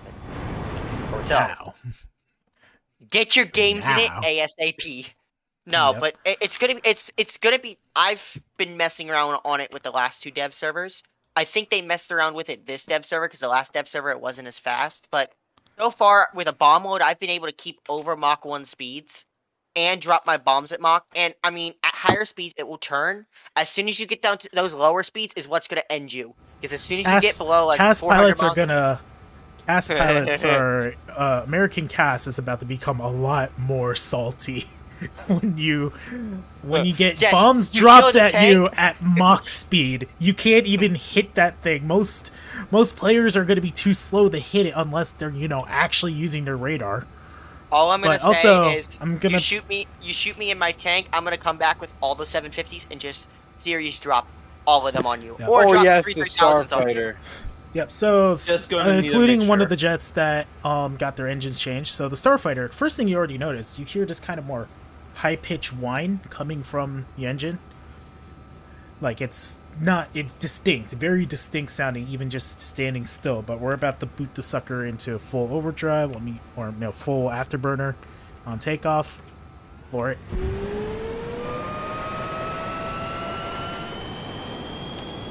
Just the howl of a Starfighter. I'm curious. We need to do an F-105, F-104 drag race now. We should. Yes. At the end, once we get through all the vehicles, then we'll do it. Because you still got a whole tech tree to do, John, of planes. Well, I could get to the F-104. But Well, yeah, No, the I mean, sound like, of the in the devs, you still gotta get the Yeah. insert and stuff. yeah. So the Wow. thing that they've done with the jet engines, there's more detail and nuance now with jet engines in War Thunder, which just makes the game feel so much more immersive now. Like just turning around and hearing like the ripping sound of a jet engine in full afterburner.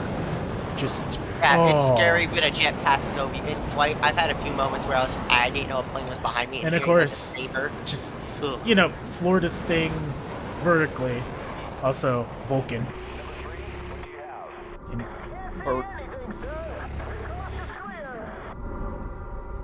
Also, you can hear the cockpit sounds different too. Is that new? Yeah, it sounds a little different. It sounds more mechanical. Watch that altimeter right now. Oh. And we're gonna loop her over now. Get her to loop over because we are pretty much reaching the Apex. yeah. Just made it to casually 8,000 meters, and now we're just gonna About 26,000, I think, off the top of my head. whoosh. Oh my god, that sound. Oh, that sounds so good. And now we're gonna just floor this downward in a dive. Just watch it go back down. Spin, spin, spin. John, are you trying to give me PTSD for my one flight? Or, you know, maybe the intro of like Ace Combat 7 where that one girl like built with a whole bunch of old dudes rebuilt a F-104, and then because she forgot to put an IF front or foe indicator on the aircraft, she gets shot down. Oops. Oh yeah. Oops. Oopsie. Oh my god, even in Mach, you could do the aircraft. Did they change the physics a little bit on Vulcan's firing? Because that's new to me, or at least news to me. I You don't see know the if aircraft. Do you see the aircraft shudder into, you know, and tilt a little bit in the direction of the gun firing, or in response to the gun firing? So That's actually new. that's pretty neat. Oh my god, the Well, not afterburning really. sound of an F-104 is ridiculous now. Whew.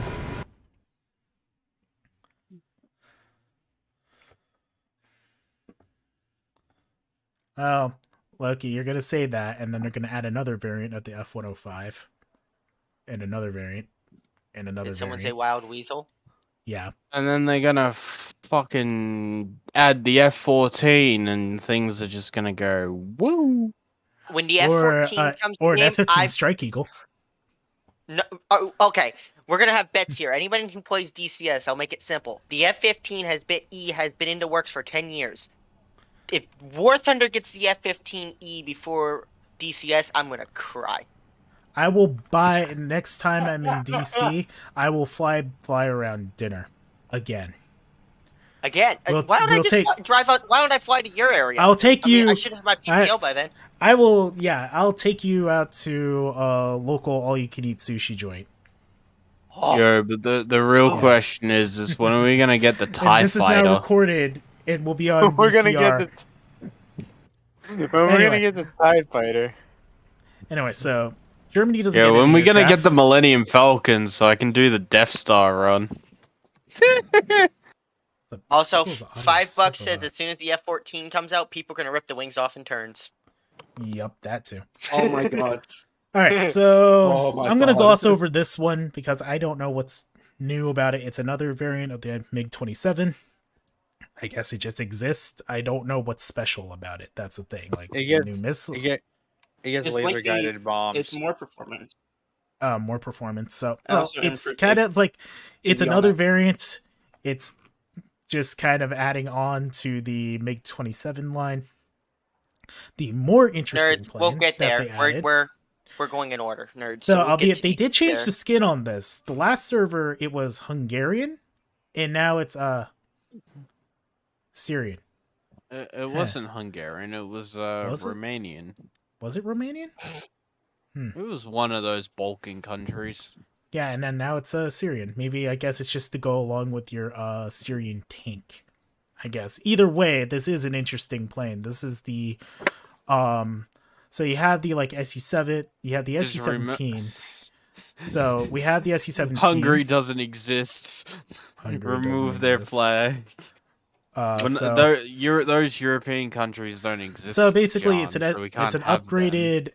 The SU-22 is an upgraded SU-17, different overall aerodynamics. I think it's also an export variant.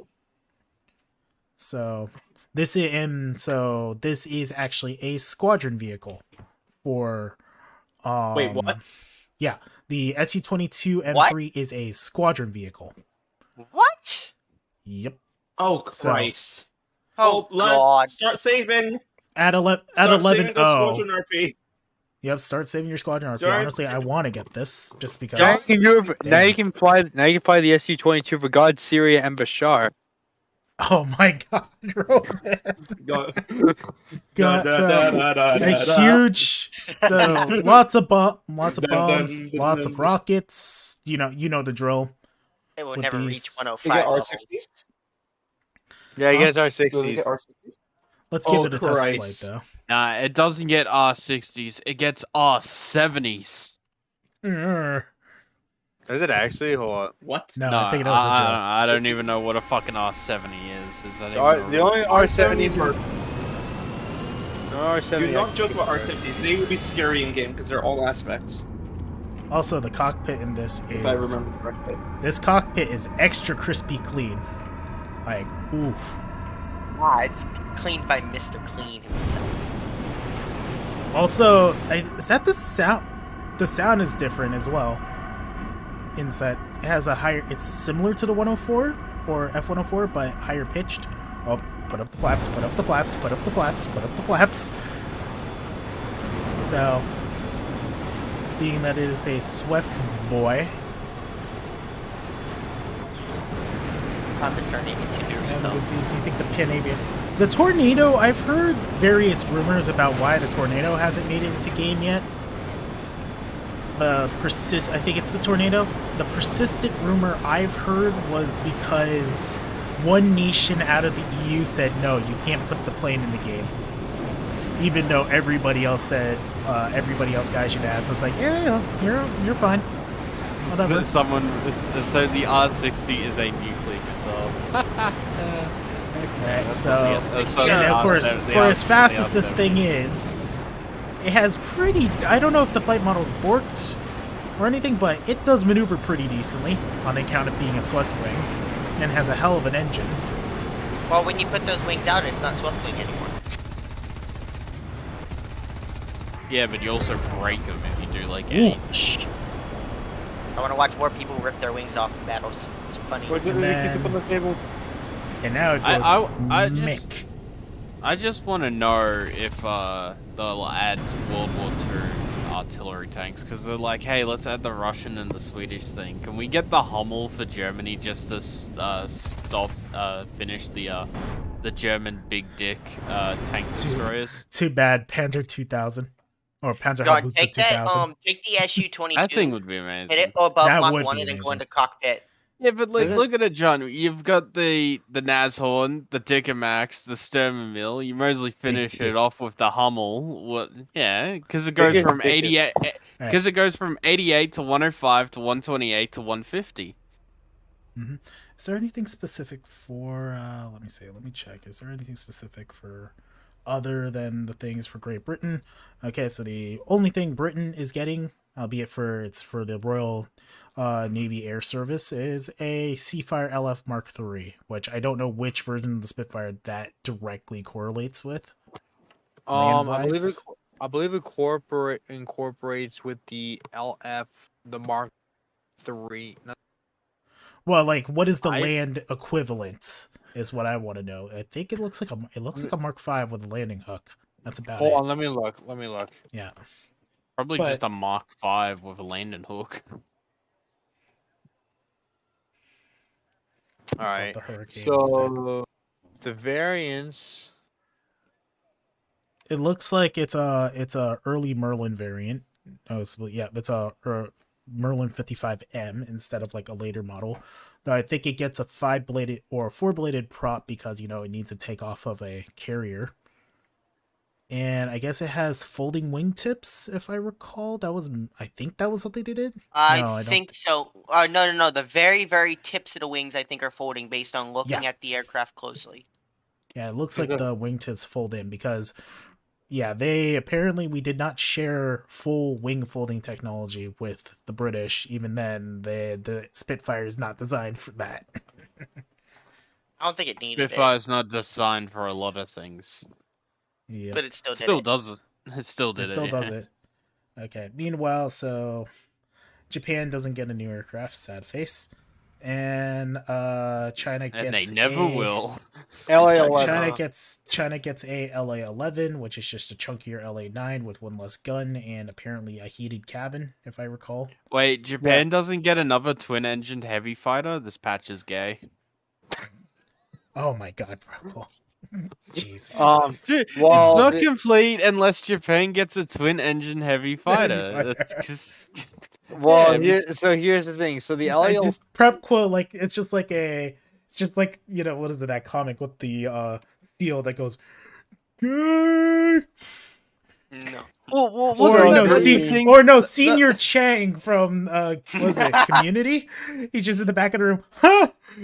Gay. Yeah. That was the meme for Japan for like the longest time, and it's like every patch there's a twin engine heavy fighter. Yeah, exactly. Right. It's not complete unless Japan gets a twin engine heavy fighter. Italy does not get another plane. Sadly. But France gets a lot of planes. One of those is that they apparently get a Seafire. But yeah, they just basically get a Seafire. This is uninteresting, unimportant. What they do, the more important thing is that because so we'll discuss this later, Israeli tech tree is No, wait. You're talking about France, right? You missed something on France. The Israeli tech, since the Israeli tech tree exists, the current premium aircraft will be replaced with this one, which is the 2-seater Voltor. Sorry, just for a second, John. This guy in your chat, just for a second, the Oka Wengaijin.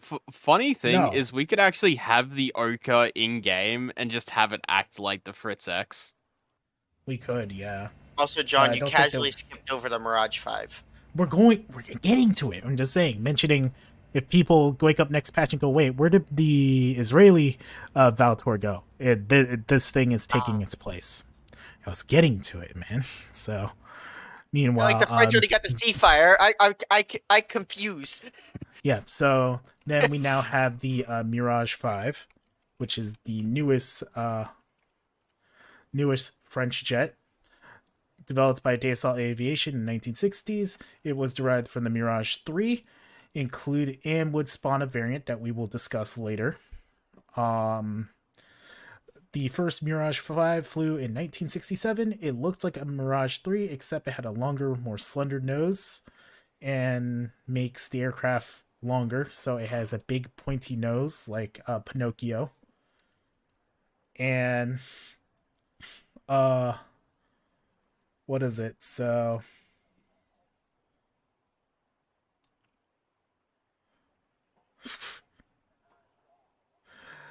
essentially, apparently, they were building this aircraft for the They were already building this for Israel, but then tensions rose.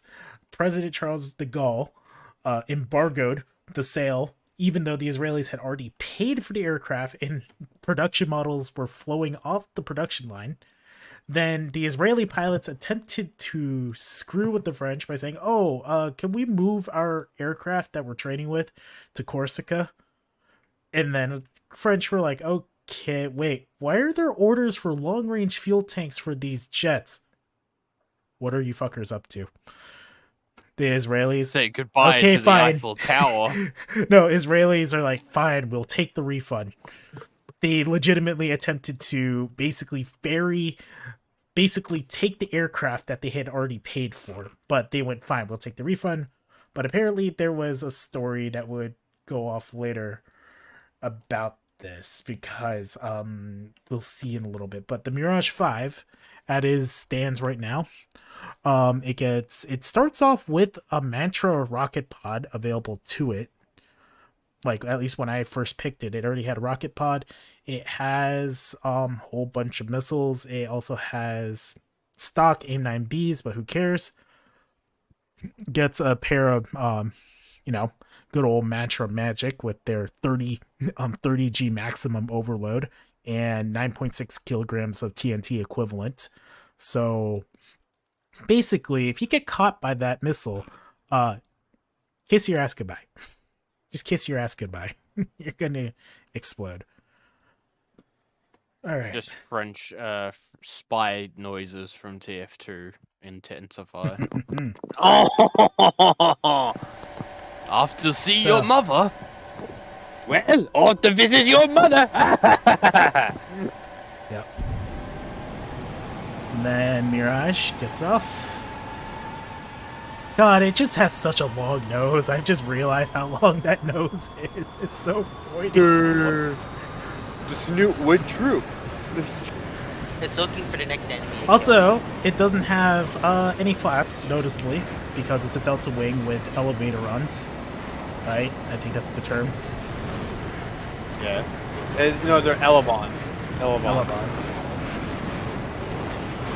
So, everything in there, which gives it both a decent amount of maneuverability, but also just accelerates like all heck.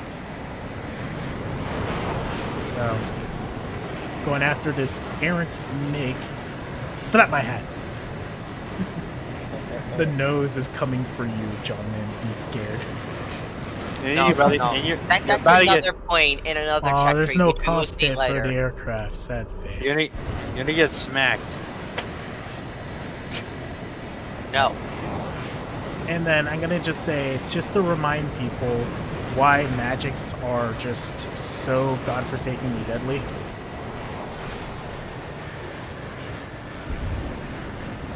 Yeah.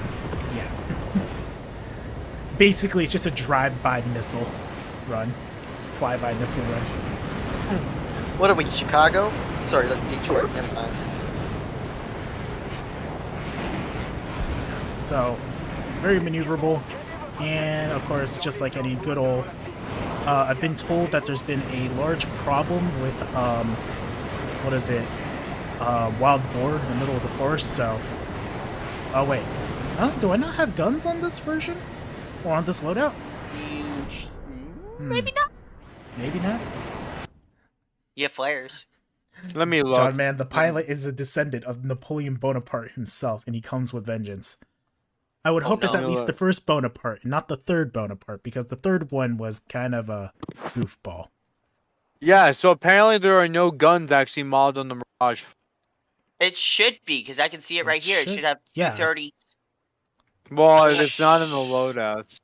Is it because... Oh, it's because you have to choose between flares or guns for some reason. That's weird. Huh? I don't know. I take guns. Forget that. Yep. Fuck that. Every Alright. F4J pilot bringing out a missiles. Well, screw you too. What? Did they freaking put the flares where the guns are? I mean, Yep. So I'm having some things up ready. Meanwhile, moving on, the Swedish don't get any more aircraft, at least for dispatch. And finally, what is it? We are an hour and 41 into the stream. We're gonna keep going.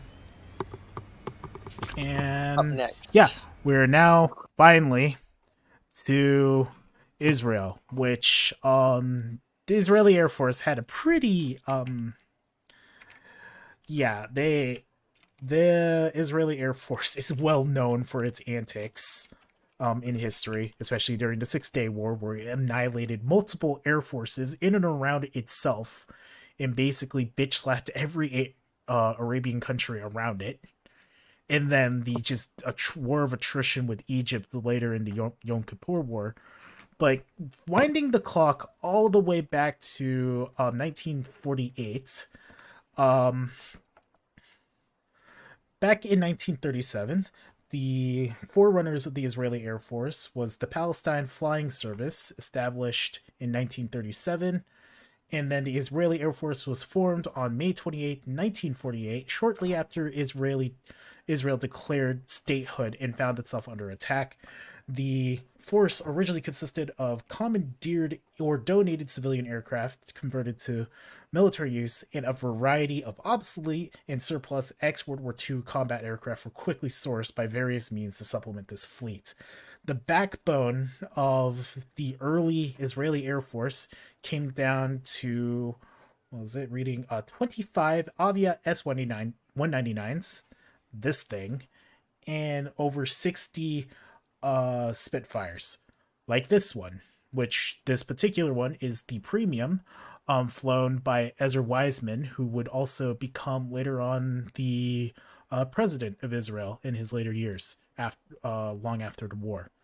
So this is your Tier 4 premium, and then you have the A4E. And you may notice the tech tree actually starts at Tier 4, right off at Tier 4. Why? Because as far as I understand, if I read the original announcement for the Israeli tech tree, this Air Force is actually unlocked via reaching Tier 4 in either Great Britain, the US, or France. Or I think you have to have all three? Or one of them?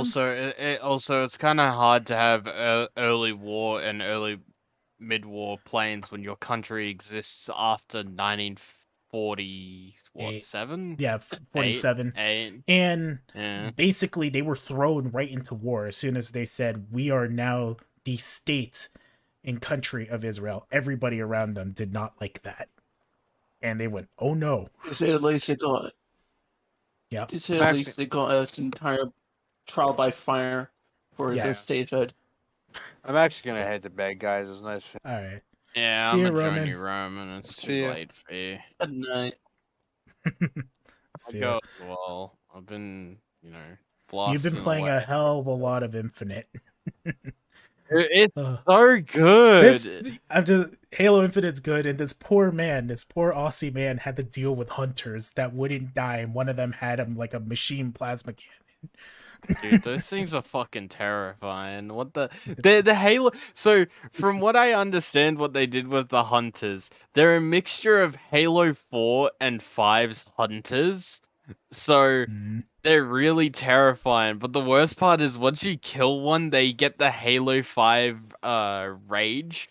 So they go from being, I killed your one brother, to glowing eyes, I'm faster, stronger, and just fuck everything you want to do, Spartan.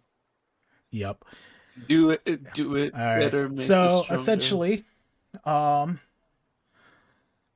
is it? So continuing on with what happened with Israel's early years as an Air Force, along with the Spitfires and stuff that they got, they also received a few B-17G flying fortresses, or I think B-17 bomber. Yep.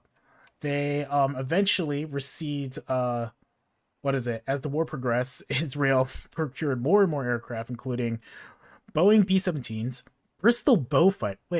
Wait, they have Israeli Beaufighters? Why is that not in the tech tree? Guys, what the heck? Where's my Israeli Beaufighter? They wouldn't release it once they refresh the existing models of the Beaufighter, which would make sense.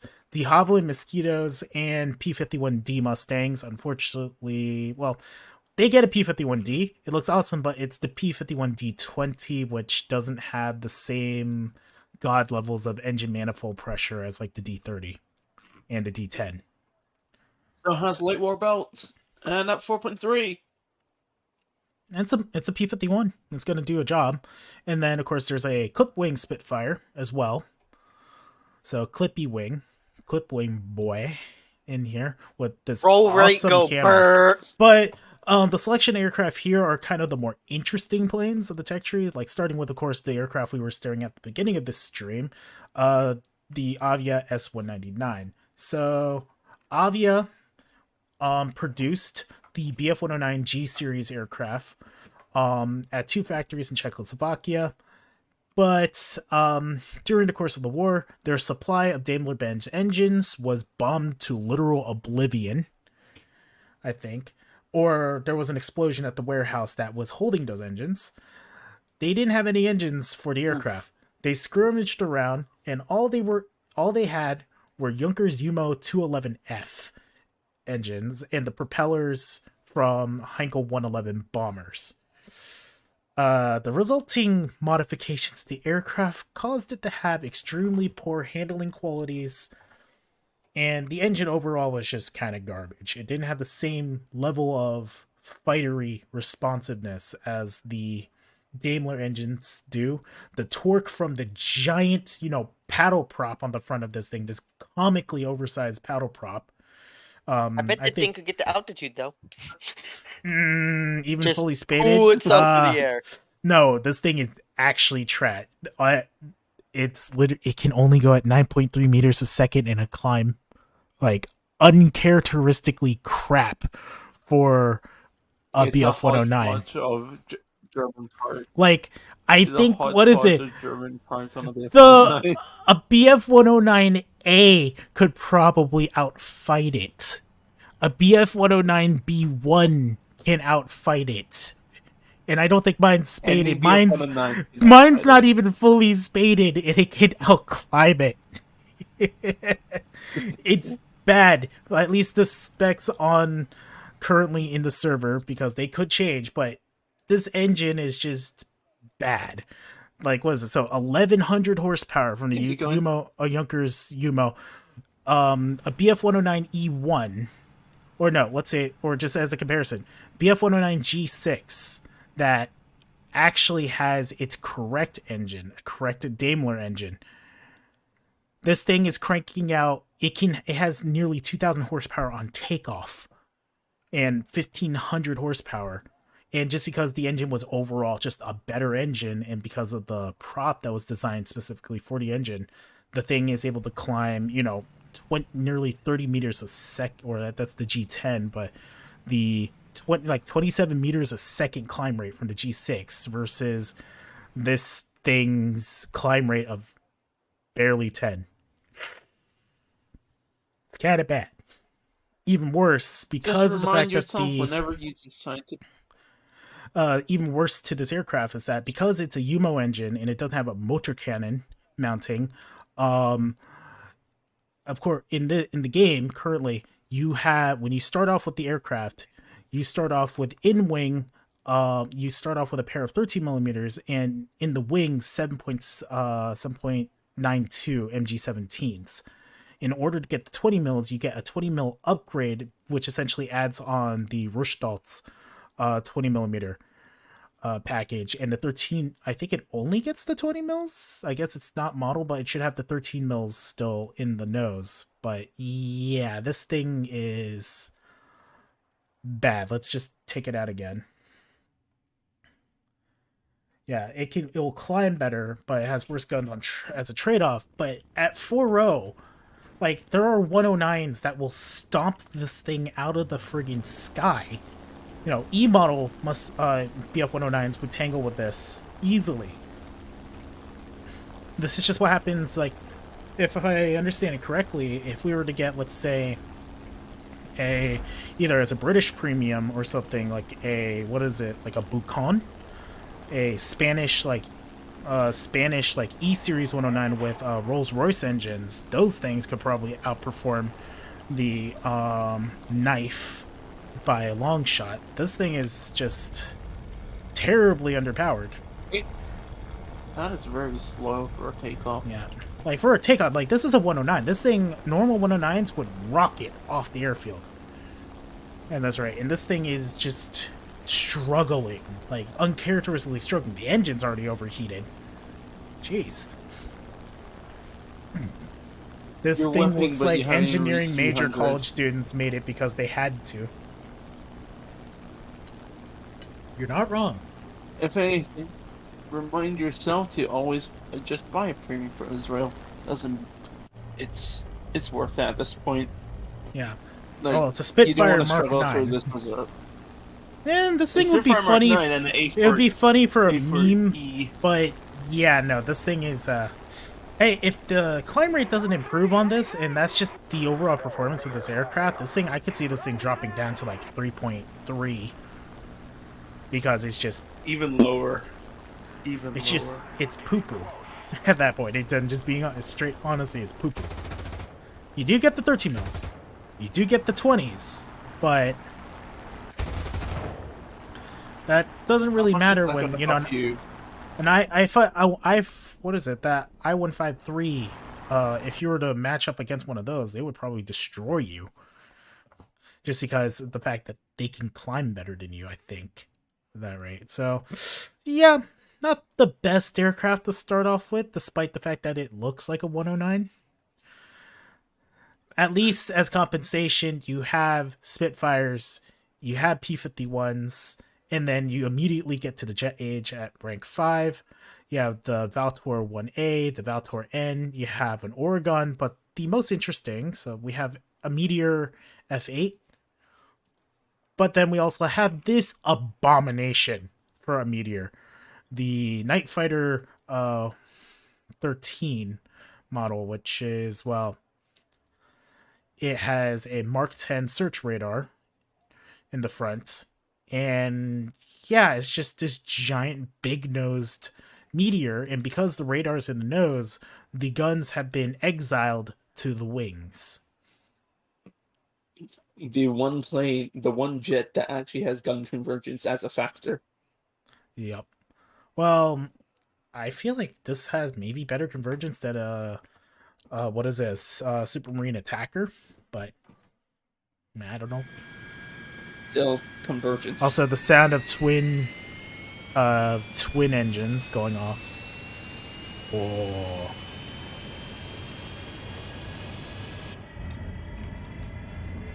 What's beautiful about this thing is, honestly, I feel like the cockpit of it. It's it's unconventional, but it's so interesting to look at. It's like an ME410 pitched onto a Meteor with an Elon. So you got two pilots with.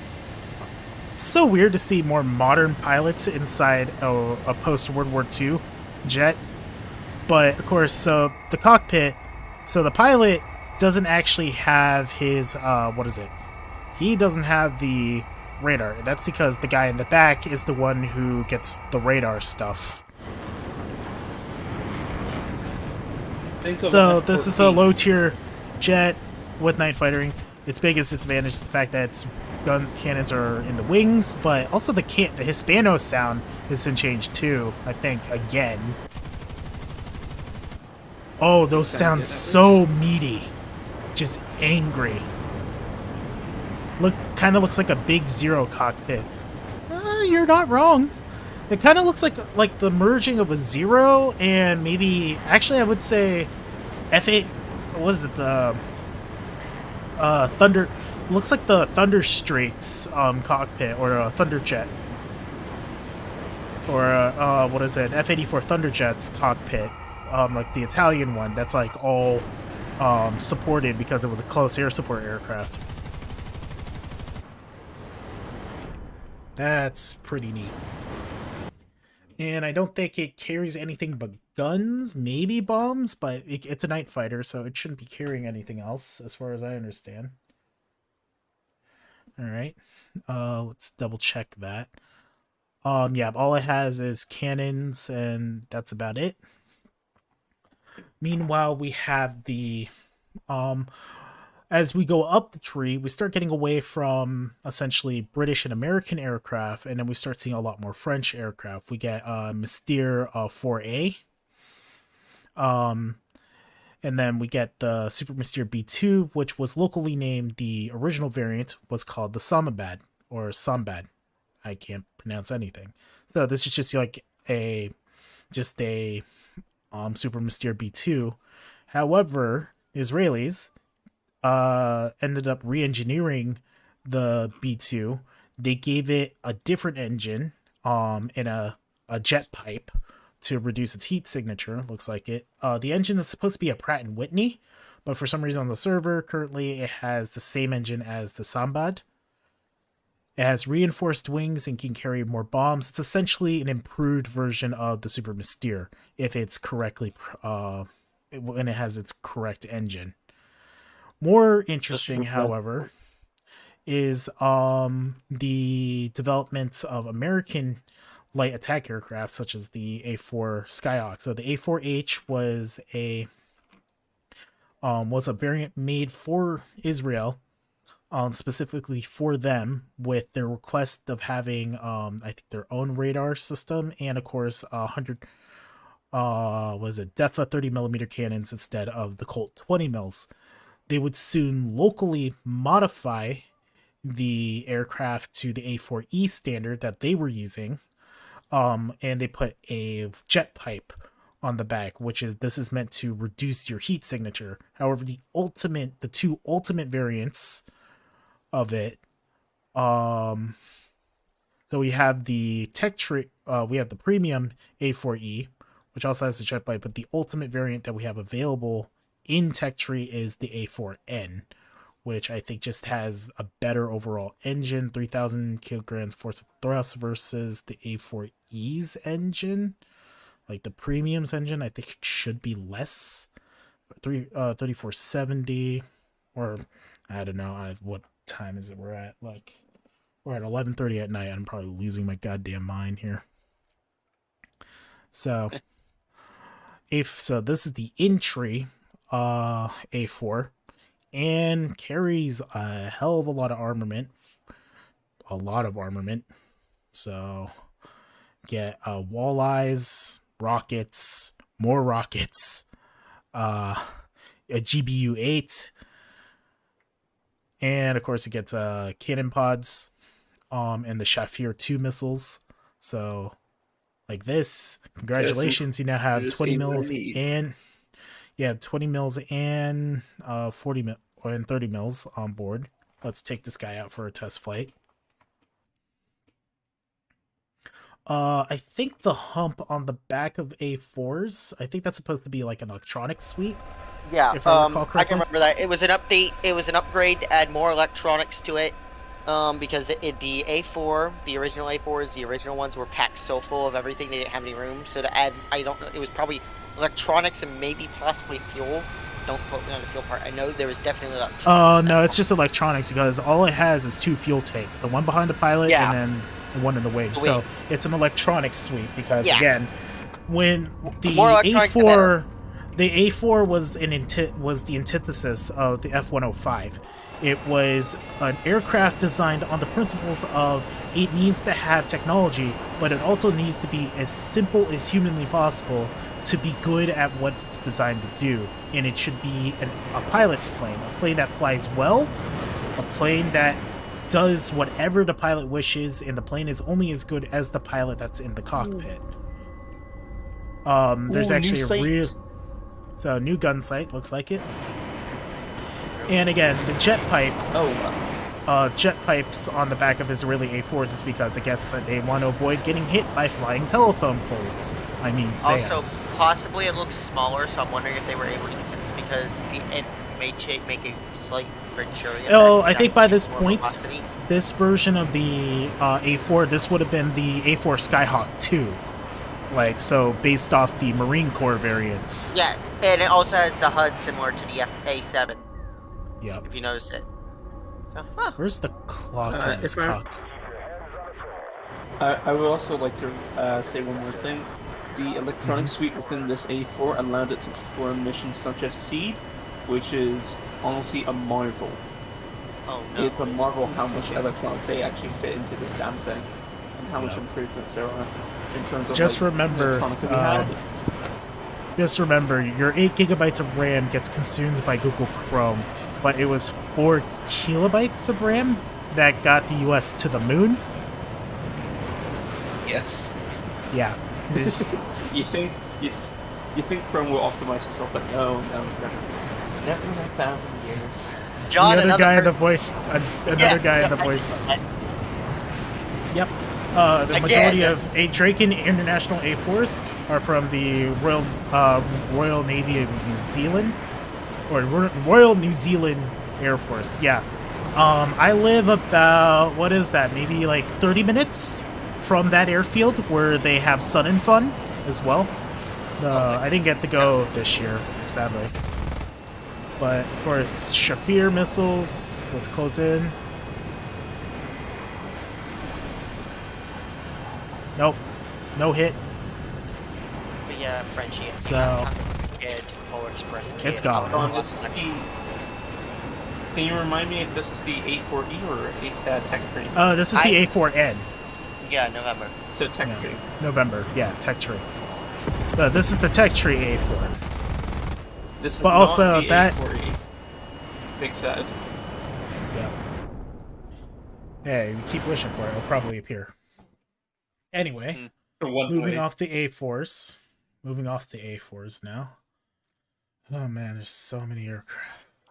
But we're getting to the good stuff now. So A4s. So at the end of the tech tree, we have Mirage 3J. So good plane from France, and the Israelis liked it, so they put in an order for Mirage 5Fs. And like we were talking about earlier, Israel wasn't able to get the 5Fs or the Mirage 5s because of tensions in the Middle East. They were basically embargoed.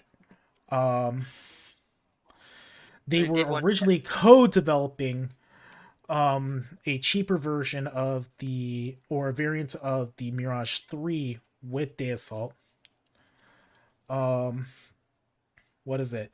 The entire program working with Dassault Aviation was derailed in January of '69 when, in response to a 1968 raid on Lebanon, known as Operation Gift, the French government embargoed Israel and the warring nations of the Middle East. So basically everybody got slapped with a French embargo. The first 30 Mirage 5 aircraft that they were supposed to receive never made it to Israel, even though they had already paid for it. They ended up having to refund it. The embargo also gave an impetus for Israel to develop its own domestic arms industry to meet the demands, especially also being able to support the Mirage 3s that they already have, because since there's an embargo, they can't get parts for the Mirages. Essentially, they decided they already had all of the necessary schematics for the Mirage, and it's said that maybe the Mossad, the intelligence agency of Israel, may have gone over to France and stolen designs from Dassault themselves, theoretically. Kind of it's a different story versus, the Chinese reverse engineering a MiG-21 into existence because the Soviets just, it was a prank, comrade, on them. Thank the French for the Israeli arms industries. Pretty much.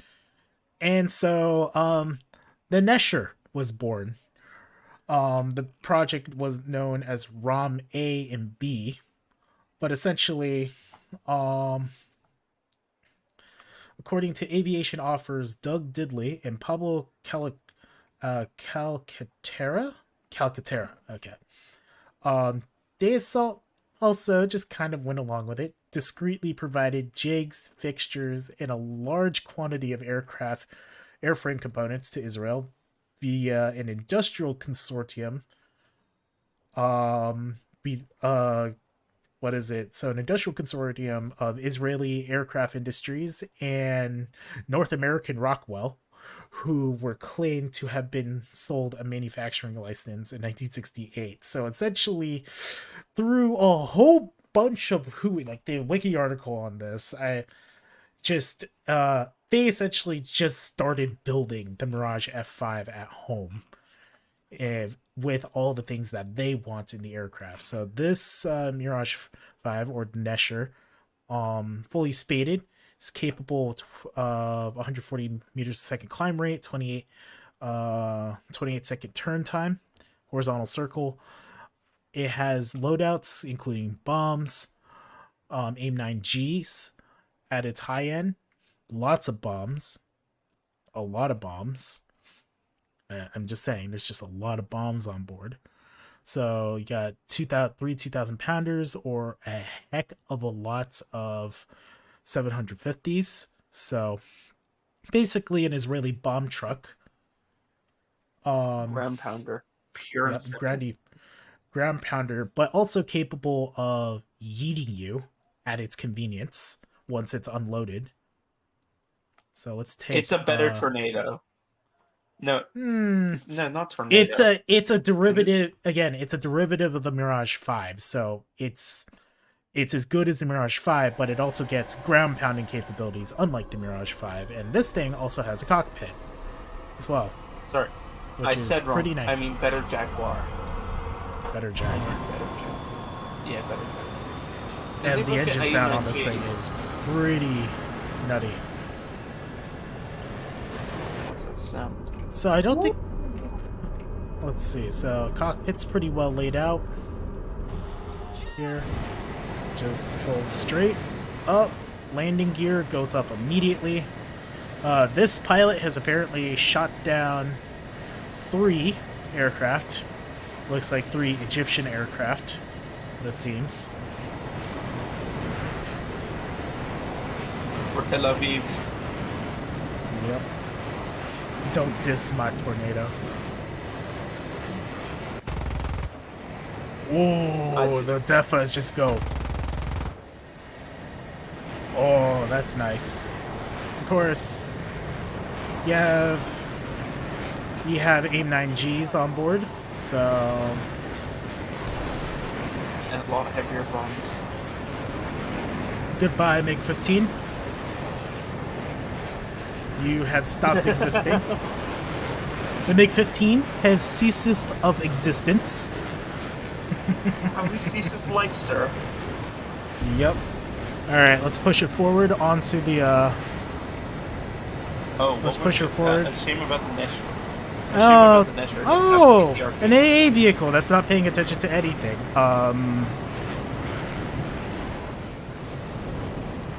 Boosh.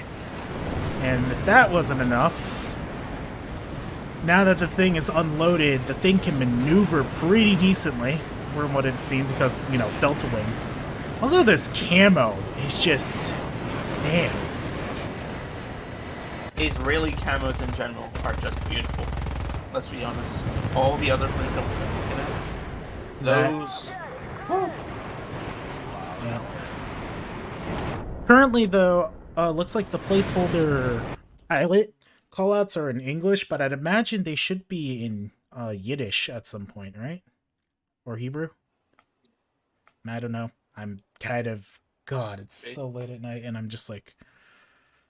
trying to remember. So, they kept we're nearly developing... Done. We're nearly done. Yeah, we're nearly there. So, the Israelis, they really liked the Nesher, but they went, the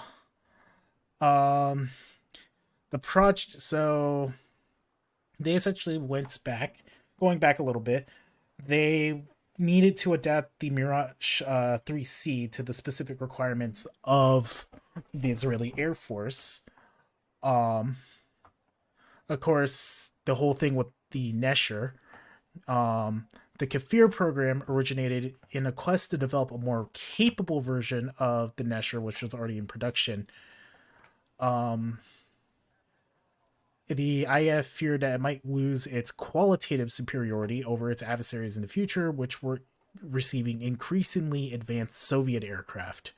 The main advanced type of aircraft available to the IAF was the Mirage, but because of the fleet depletion due to the Six-Day War, they had to start producing at home. For engines, they actually they ended up choosing, don't know why it says that engine. Again, they should have the engine that was used in this aircraft was the J79 Turbo instead of the French engine.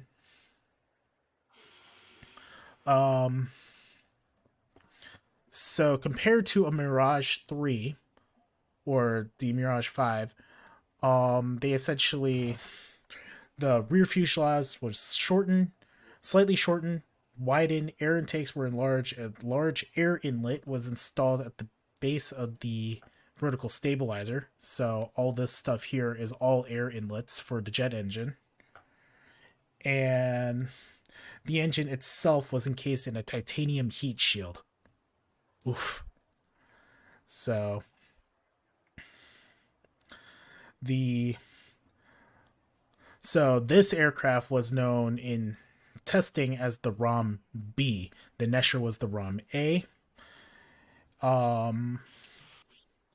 Supposedly, there were unconfirmed reports that Mirage 3s were re-engined with the J-79, and took part in the Yom Kippur War, but they probably didn't exist. And then the particular version that we have in game is the C7, which is a vastly modified variant. Most, if not all, of the variants of the Kafir that were originally developed were modified to this version. It had an improved J79 engine. It had 2 more hard points under the air intakes, better avionics, a HOTAS configured cockpit, and in-flight refueling capability. And we see the loadout options off this Kafir C7. Oh yeah, the Kafir has some pretty more bombs because bombs. But the thing that's scary to me is the fact that it carries 2 Vulcans. As gunshots? It can carry 2 Vulcans, just casually. We will now take this out for a flight with 2 Vulcans. I don't know why. Because the S199 had a lot more than just narrow landing gear. The engine was spinning the wrong way. The gun synchronizers were broken. Pilots were shooting off their own props. The 199 was a bad deal. It's like that one time I went to a McDonald's late at night after getting back from a concert. I got McNuggets, but the McNuggets looked like they had been sitting around for so long they essentially dried into McNugget crackers. And I didn't realize it until after I got home, so I was kind of sad. Your nuggies. John Man doing a pog as a decal win. I need to get videos done, man. It's been, I've been personal life-wise, could be better, but it's just been kind of, in a way, just kind of taking a break from a lot more gaming than I normally do. But I guess I just keep it to myself for the most part. But I'm not like horribly in any horrible shape. It's just life is life. Like the quotes, Jeff Ramsey, life is too short to give a shit. Yes, Jeff Laser Ramsey, not the British chef, the man from Rooster Teeth. Have a keychain from Rooster Teeth Expo years ago, and it just says on it, life is too short to give a shit. I just live by that maxim. Anyway, Vulcans. Just spray this thing in front of me. It is now in pieces. Any aircraft. Yep. And then the cockpit in this sucker is a little bit different. Got radar screen. You got modern. I'm surprised that it has a HOTAS system, actually. All things considered. The only unfortunate thing about the Kafir being the Weapon 3 is that it doesn't have any long-range missiles. But then again, who it is to say that a Mirage needs long-range missiles? Yeah, would you really need long-range missiles on this thing? I got into a match with Fly Around earlier in this thing, and we don't talk about that. We don't talk about that. Him. No. You were not honorable. You used a missile. You pulled straight up in front of me, man. Well, what am I supposed to do? I've got a Phantom. I'm supposed to use it to its advantages. It's the vertical. I didn't fire my missile when I could have, and I didn't have flare. So I'm thinking, okay, we're gonna be honorable, like a BFM fight, not a freaking missile go burr fight. And it was on an actual match too. You. What's the most max loadout speed on the Kefir? And when did we get the Pulkera? I want to talk about the Pulkera, but it's not on the dev server. And I don't have the fancy tools, whatever people were using to get to the aircraft. So, Yes. I don't know. Maybe I'll do a guide video and I'll have the Argentinian flag in the background. Aha! And there's going to be I a have lot found of my really F4. bad Falcons jokes to go along with it. The one thing I really, the few jets that I really want are Gen 3 now, and god damn it, we are so close. We're getting there. We're getting there. But I think they understand if they start just jumping into Gen 3, we're going to have that, like, it's going to be the carousel of, oh crap, things are getting too advanced. Too fast. Plus, also, let's see. Let's take this thing out pretty much naked with I want John, I want a I want that Israeli lobby. I want that Israeli fly around lobby. Anki, but the missile knows where it is, and the missile knows Fly where around it isn't. very angry because he was not expecting a missile up the ass. And that's where you were wrong. That is where I was flying a pretty much stock F4J without countermeasures. If I had countermeasures, I would have survived. Because flares go burr. Oh, Yeah, boo, but boo, this boo, thing- boo, boo, Lisa, no. This Don't thing. make me go and carpet bomb you with an A5 or 105. Yeah, let's see how fast this thing can actually go on the deck here. I'm flooring it. Afterburner. Let's go. They're delaying making things go too far before Top Gun 2 goes out. Yeah, I wouldn't be surprised. It's like the perfect thing to do, though.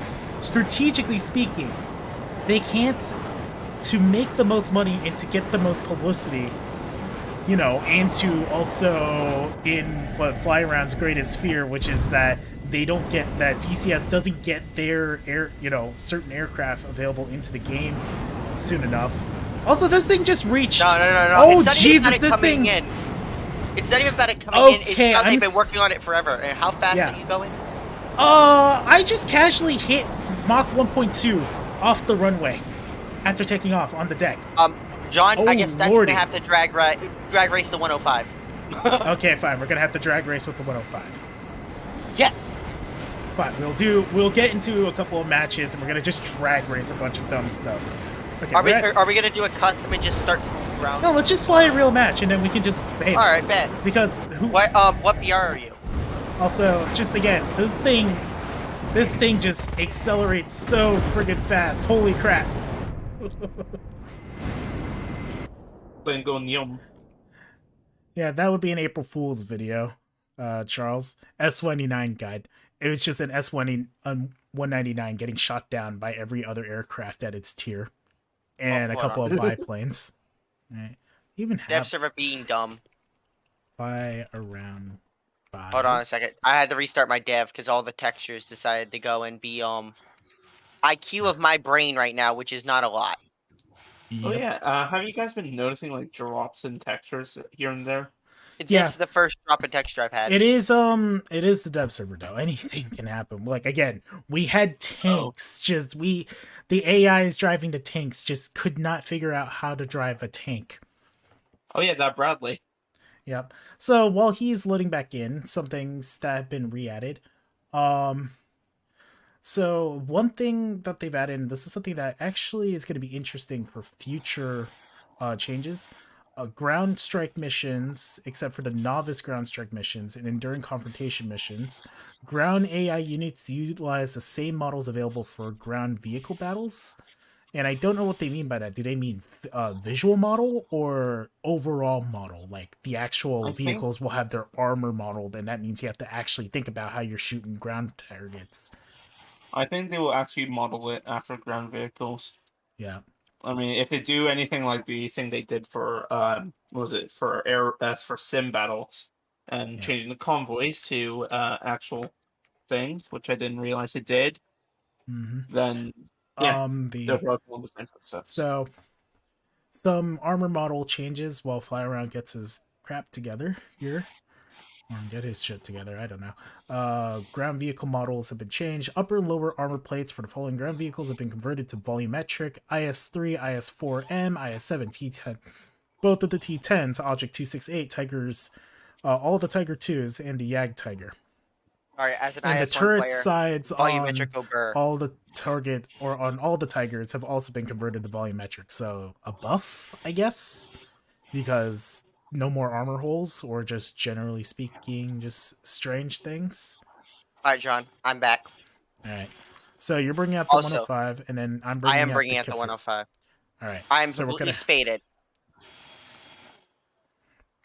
I am completely spaded, and we're gonna have to do similar fuel loads. Yeah. 20 minutes, So what, I just- think. I can do 20, yeah. Yeah, 20 minutes of fuel. So Also, you're 11-3. 11.3. Yeah, this thing Wait. just Is the all right? There is no 200. Phantoms that are 11-3. You are a higher BR than all the Phantoms. Yep. It's a Shouldn't very the this time thing. be 11 story? What? How much EJ was your Kai. engine? I have no clue, and I don't want to check Oh. right now.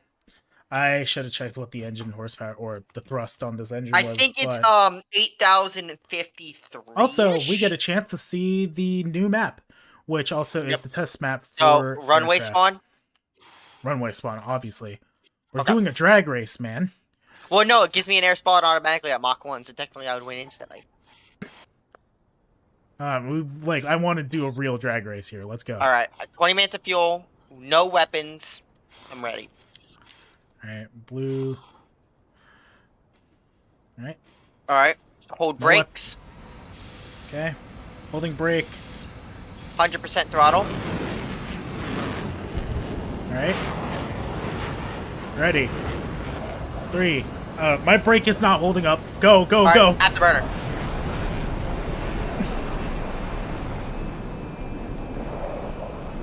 Well, My brake is okay, not that. holding up. Well, you are a giant fat motherfucker, but let's see how fast you can catch up to me once you get off the ground. They'll be schmoving. He's off the ground now. Let's see if he can catch up. Because, okay, I just went past 900 IAS. We're about to hit Mach here. 8.5. I haven't seen a Mach meter yet, Yep, but I bet I have the higher top speed. yep. 500. Jesus, ribbon. You're already 2.5 miles from me. Mach 0.77. Yep, I'm at. I can't go any faster than like Mach 12, 1.12. Man, this thing Alright, is let's already see if I can shuddering. actually catch you. Let's see if I Yeah. can actually catch you. Yep, Mach 1. you're- Mach 1. Oh my god, am I still getting away from you? Yes, I just broke Mach 1.05. I can't go any faster on the deck than 1.12. I will break the aircraft if I go any faster. This thing just has an insane amount of 1.1. acceleration. Holy crap, people are gonna be just. You're gonna get. If you don't know what this thing is and it comes after you, you're gonna get blindsided. It's Hey gonna John, be Mach hilarious. 1.12. He's going to say konnichiwa and then take your legs out from under you. John, Mach 1.13. Konnichiwa? It would be going, shalom, clack. Shalom, you're right. Gone. Shalom, you're right. Why konnichiwa? John, There's the I thing hit that goes Mach- konnichiwa in front of us. Let me go kick his ass. Let's see. I just pulled 14 G's there for about 2 seconds. You pulled 14 G's casually. Did I just pull just casually 14 Casually. G's? Casually. Yo, that's mad. 14 G's casually. Dude. Yep. There goes fly around, going to space. I have now become the American space program. Kennedy would be proud. Yep. John, I hit Mach Oh, 1.14 in a straight line on the deck. Again, I hit 1.12, and I can't go faster than that, or I will break the aircraft. Oh yeah, I wasn't even near Mirage, that. go burr. I'm at 8 minutes of fuel, by the way, so I'm at problem. 14 in full burner.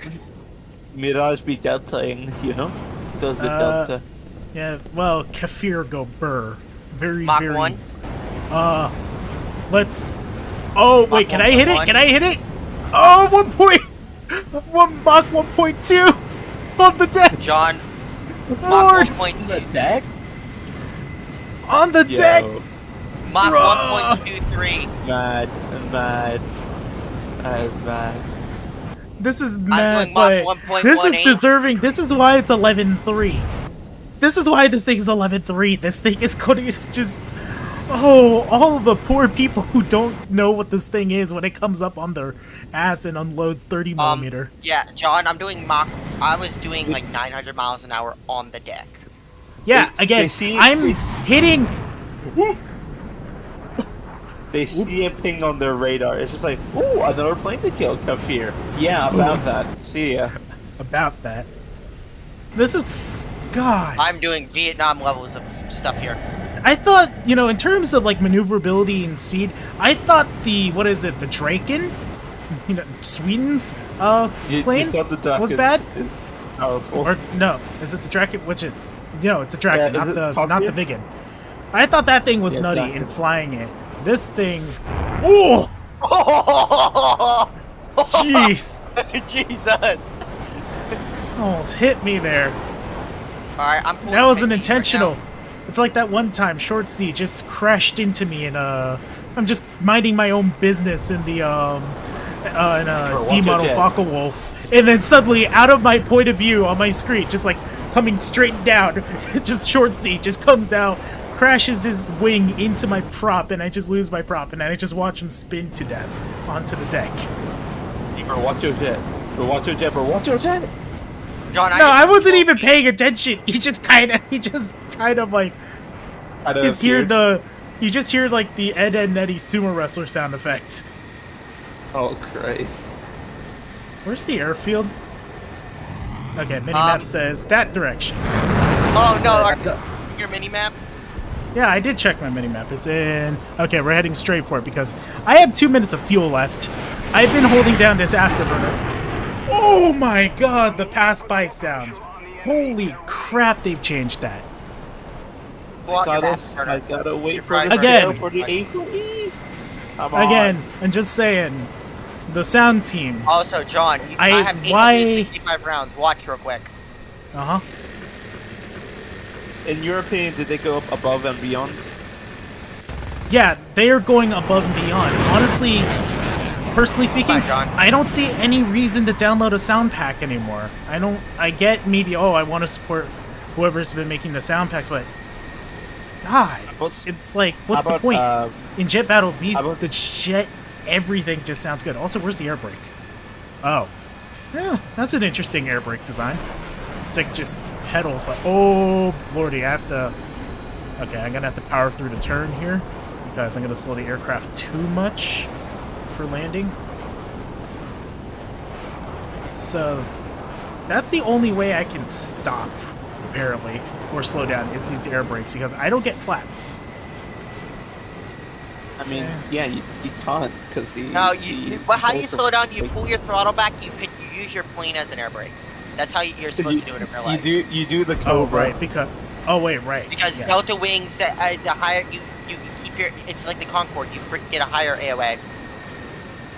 So if you start pitching up, slowly pitch up. There you go.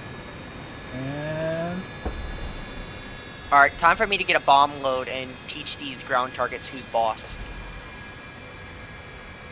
So let's see. I don't worry about your targets. So 750. Alright, shoot. And landed. There we go. All right, now are you gonna get a bomb load and And let's see the good old turn test and... Dang. Eh, no, want I'm to- just gonna... I just want to keep going fast. I don't know why. Okay. So actually, I should Rolling probably around at the speed of sound.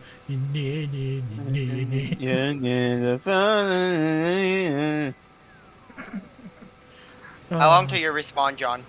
What is it? 6 seconds here. Okay. Actually, you know what? Let me bring a bomb load for... If I have... I think Alright. I should have some bomb loads, but... You know what? Screw it. For funsies, also... Let's see. You got... Actually... Don't take off just yet. I want to see... No, I've got it at 100%. I'm holding the brakes. Oh, okay. Let's see. I'm waiting. Let's bring But yeah, a no. full- The after air brake on the F105 is flower petals at the back. Yep. Oh, I'm really gonna cool. put the... Always remember, bomb activation time, even in jets, that can go Mach 1.2. set your bomb fuse because there's gonna be that Yeah. day that you just get obliterated. At least a Alright. second and 5. All right. You ready, John? Yep, I'm ready. Go. I'm loaded down with 750s, just like you are. Though I have also air-to-airs, but I don't have air-to-airs, but I've got over 16. I've got 16 750s. I have a respectable 10. Not bad, all things considered. 10, that's a lot. Like, It's oh my respectable. lord, this thing is a bomb truck now. And now let's see how fast I can go with a bomb load, now that I'm loaded down. Honestly, this would be the way to actually drag race. I intentionally put this bomb load on, and then you get to fly naked without any arms. I can go faster with the bomb load than you, though. I've done Mach 1.1 with this thing loaded. Yep. Let's see. And this We're thing not gets an going air as spawn. fast. Okay, so we are now approaching 1.8, or no, Mach 0.8. 1.8, yeah, John. Yeah, Yes. yeah, not at this altitude. But okay, we're approaching. We're now approaching. I don't know what Mach I'm beyond. approaching yet, because I haven't shown it yet. Yep, it's coming up. I've reached Mach speed. Have you actually passed through Mach? Yep, we're at Mach 1.3, 03, 4, 5. I'm sorry, the drag numbers cannot be right, because even with a full bomb load, with your engine thrust to weight ratio and how many bombs you have, you should not be able to go that fast. It's probably either the flight model. It It's could probably be the flight bomb model. drag, because I'm only doing Mach 0.81, and I've got 11,000 kilograms of thrust. Then again, I am fatter. But I was Also, I don't designed know. for high speeds at low altitudes. Yeah. I hear anti-aircraft cannons everywhere. Holy balls. Scared the crap out of me. Anyway. I'm gonna go hit one of these, bomb targets over here. Alright. Do you want to see me do a Vietnam moment? I'm about to, 6-day war somebody, I guess. Here, We're John, use are you that gonna user. drop your whole bomb load? Yep. And Come here real quick. Come here, Boom. come here. You can get over here quickly, right? No, I already dropped my bomb load. No. To watch me drop my bombs. Let's see. 13. Oh. Yep. Once again, I hit 13 G's. You know, just cremating the poor pilot into pudding. Here, John, come here real quick. On my way. First, let me go kill this I know. G91 who's in front of Oh, me. I already. Oh, well, there's two of them. I already hit one of them with cannons.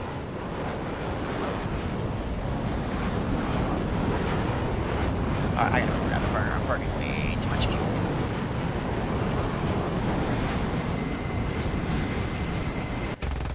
Ha! Oh, that YS just got away. That one did not. Yours did not. God, okay, another thing. Get your crews stated. This is a stock crew on this aircraft. I am knocking him out left and right. Lord. Alright, John, let me know Actually, when you're free. I'm gonna Shafir this poor man. Alright, I'm gonna do give a him- Vietnam moment, and I wanna show you a Vietnam moment. Oh, what? What? What happened there? What happened? What John, come happened? here. Hurry up. So I don't run out of Right. fuel, because I am having to burner. Alright, like, come back over here. I'm flying in your I direction can't. now. I have to stay over here, because what I'm gonna do, I need to be over here. Trust me. I have 3 minutes of fuel left, man. Pull it out of burner then. I'll wait. I got time. I'll just loiter. I've got the fuel for it. Trust me, you're gonna. You see where that Q5 is and that G91 down low? Just get it done with, man. Get over here. Oh, okay. Alright. You see this line of vehicles? Where? Right. Can I squadron mark here? No, I cannot. It's right. You see where I marked on the map? Kind of. I'm about to I'm watching you now. Alright. Let's see if I do this correctly. Follow me. Just don't stay too close or else you're gonna get fragged. Dude, I've turned off the my engine's at 0 throttle.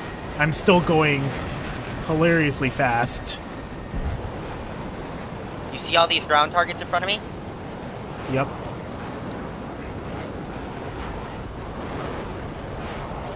And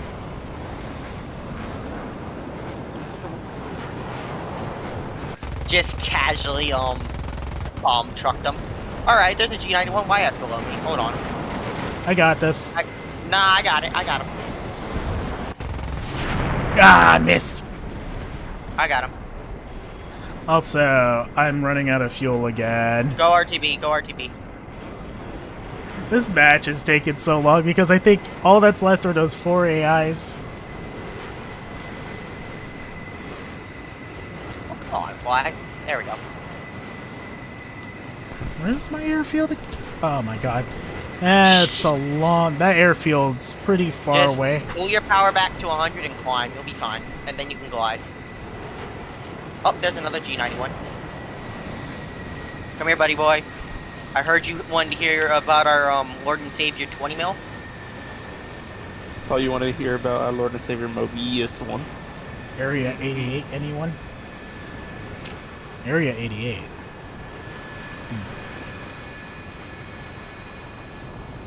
Oh, come on, fly. Come on, fly. That was a perfect lineup shot. Oh, there it is. Come There on. we go. Oh man, doesn't have he's gear. right there. Oh, and he exploded. He is now very dead. I still have 500 rounds of cannon. That Super Monsieur is going after G91. I should go join him. Yep. How does the attacker have more ground or targets than... You know what? I have been playing this thing a lot more. What is my stat card Yeah. on it? Let's see. Was casually pushing 55. Let's see. So I have over 200 ground kills in the F-105 already. There's the Mach. Alright. One I'm mile. cutting it. I'm cutting down to like 50%. I Yeah. have 36 seconds of fuel. Alright, and I've only got 2 more targets to kill, so we're good. Are you gonna make it back to base? No, I'm gonna make it. I have 30 seconds left. But oh boy, okay, let's figure out the correct landing of the. Let's see. I have 404 shells left.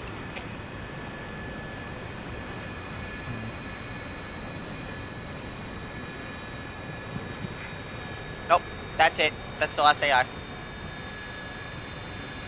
Control B, turn on my ballistics computer. Come on, slow down.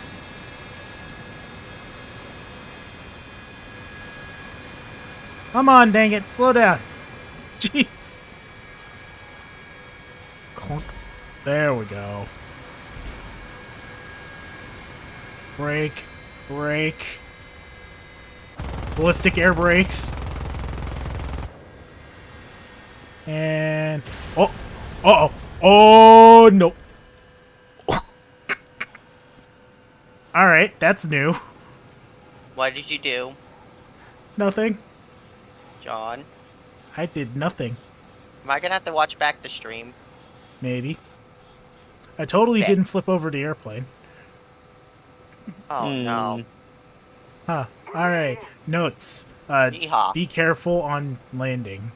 Do not whip the aircraft at above a certain speed when doing a U-turn. Oof.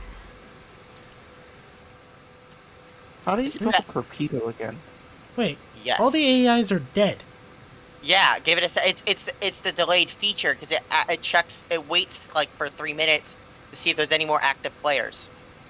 Hmm. This is the active the keep player for people if they're airfield camping. It just checks constantly for active players instead of going, oh, there's no more people. Woo! Yep. That was a nice strafe. Alright, let's get this thing off the ground again. But God, I'm enjoying this, and I give this thing a massive thumbs up, and I can see this being a massive headache for anybody who has. There are no active players on the enemy team. Yep, and then it ends. So I will give you all, for the F-105, my review. High speeds, it could turn up to 10 to 12 Gs. I've hit 13.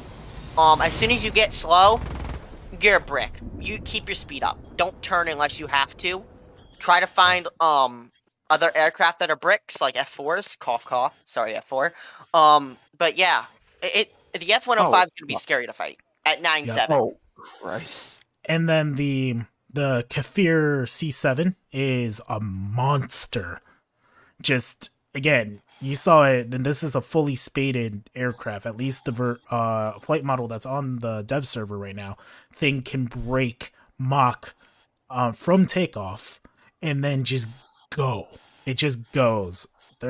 I don't know what other aircraft haven't flown too many other the top tiers, but geez, this thing is. Whew, it's much more powerful than. I think the only thing that really can compare to it would be, spaded upgraded Phantoms, and really the 23. Maybe the 23. Maybe I would say EJ Kai. I would say even EJ Kai. EJ Kai would.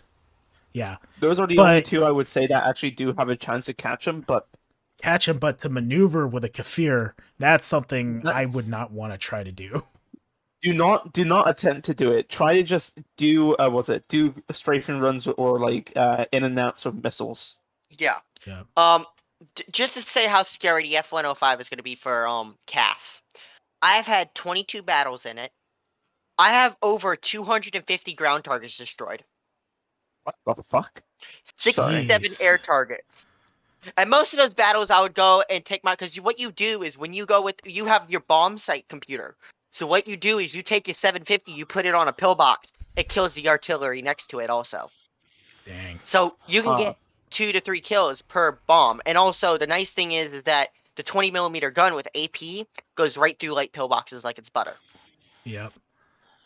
Like you guys saw at the end of that battle, you can see probably the bottom kill feed. I was getting kills with only 500 rounds and me being kind of not ammo conservative.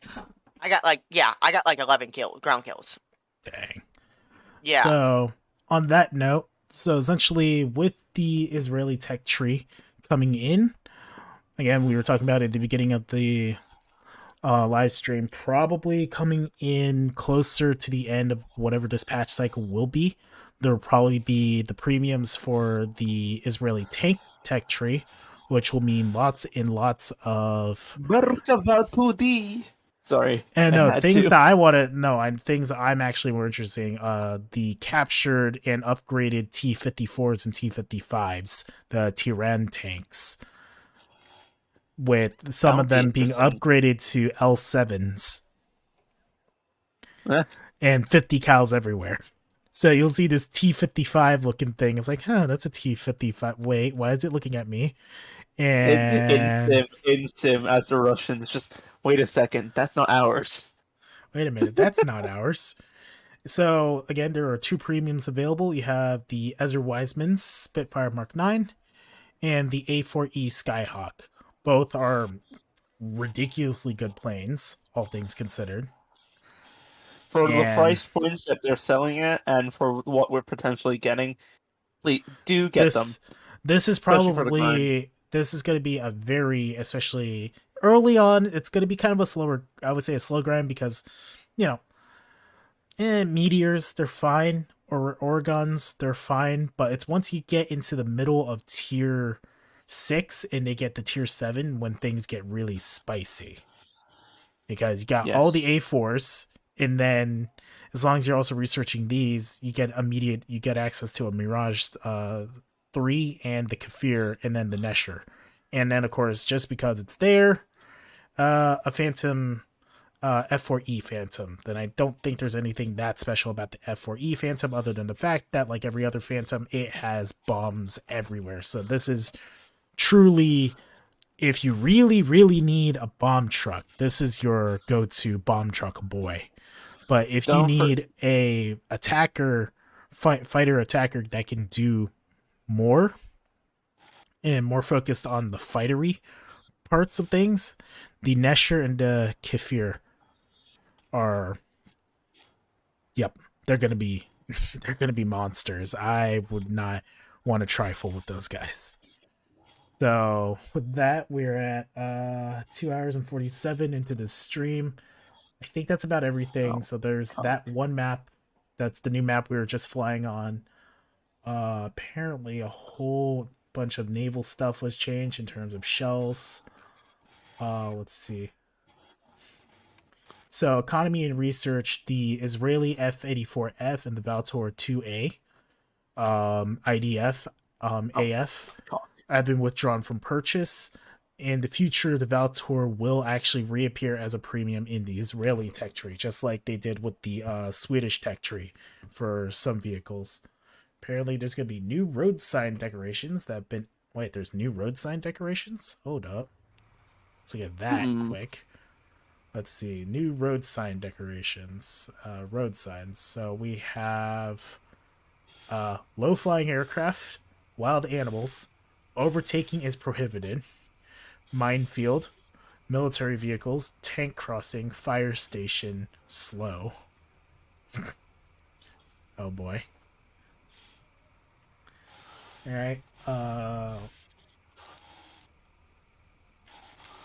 other things, looking here. Implemented surround sound support for Windows 10 platforms, Windows Sonic for headphones, Dolby Atmos for headphones, DTS X headphones, and as well as Xbox One, Xbox Series, Xboxes, and PS4 and PS5. Just everything. Just sound. Okay, some of the jet aircraft receive unique engine sounds reflecting the characteristic features of a particular model. The work is still in progress. So for now, as we get through future patches, more and more jets will get more and more distinct engine sounds. So then you will get to a point where you'll be able to tell who's coming up on your tail if you memorize the sound of a certain jet engine. You go, oh no.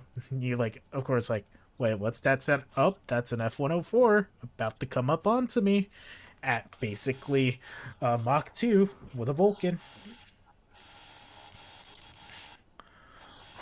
Just definitely putting slow on my T95. Do I have the T95 even unlocked?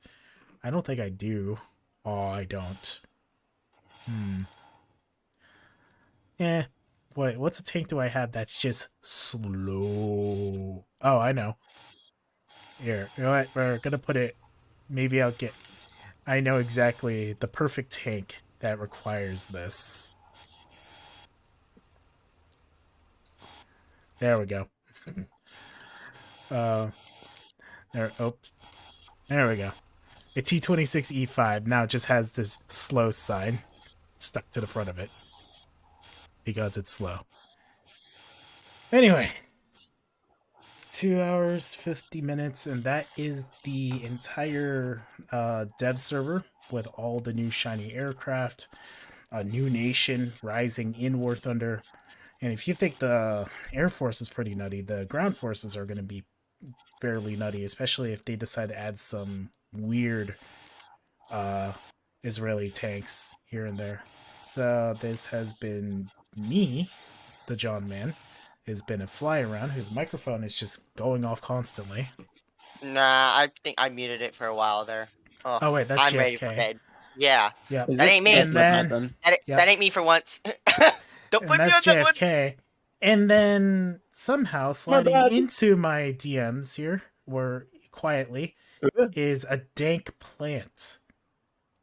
It's looks like some kind of it's a man-eating fly trap that just smoked a joint. Oh, it's Shorts. Hi, Shorts.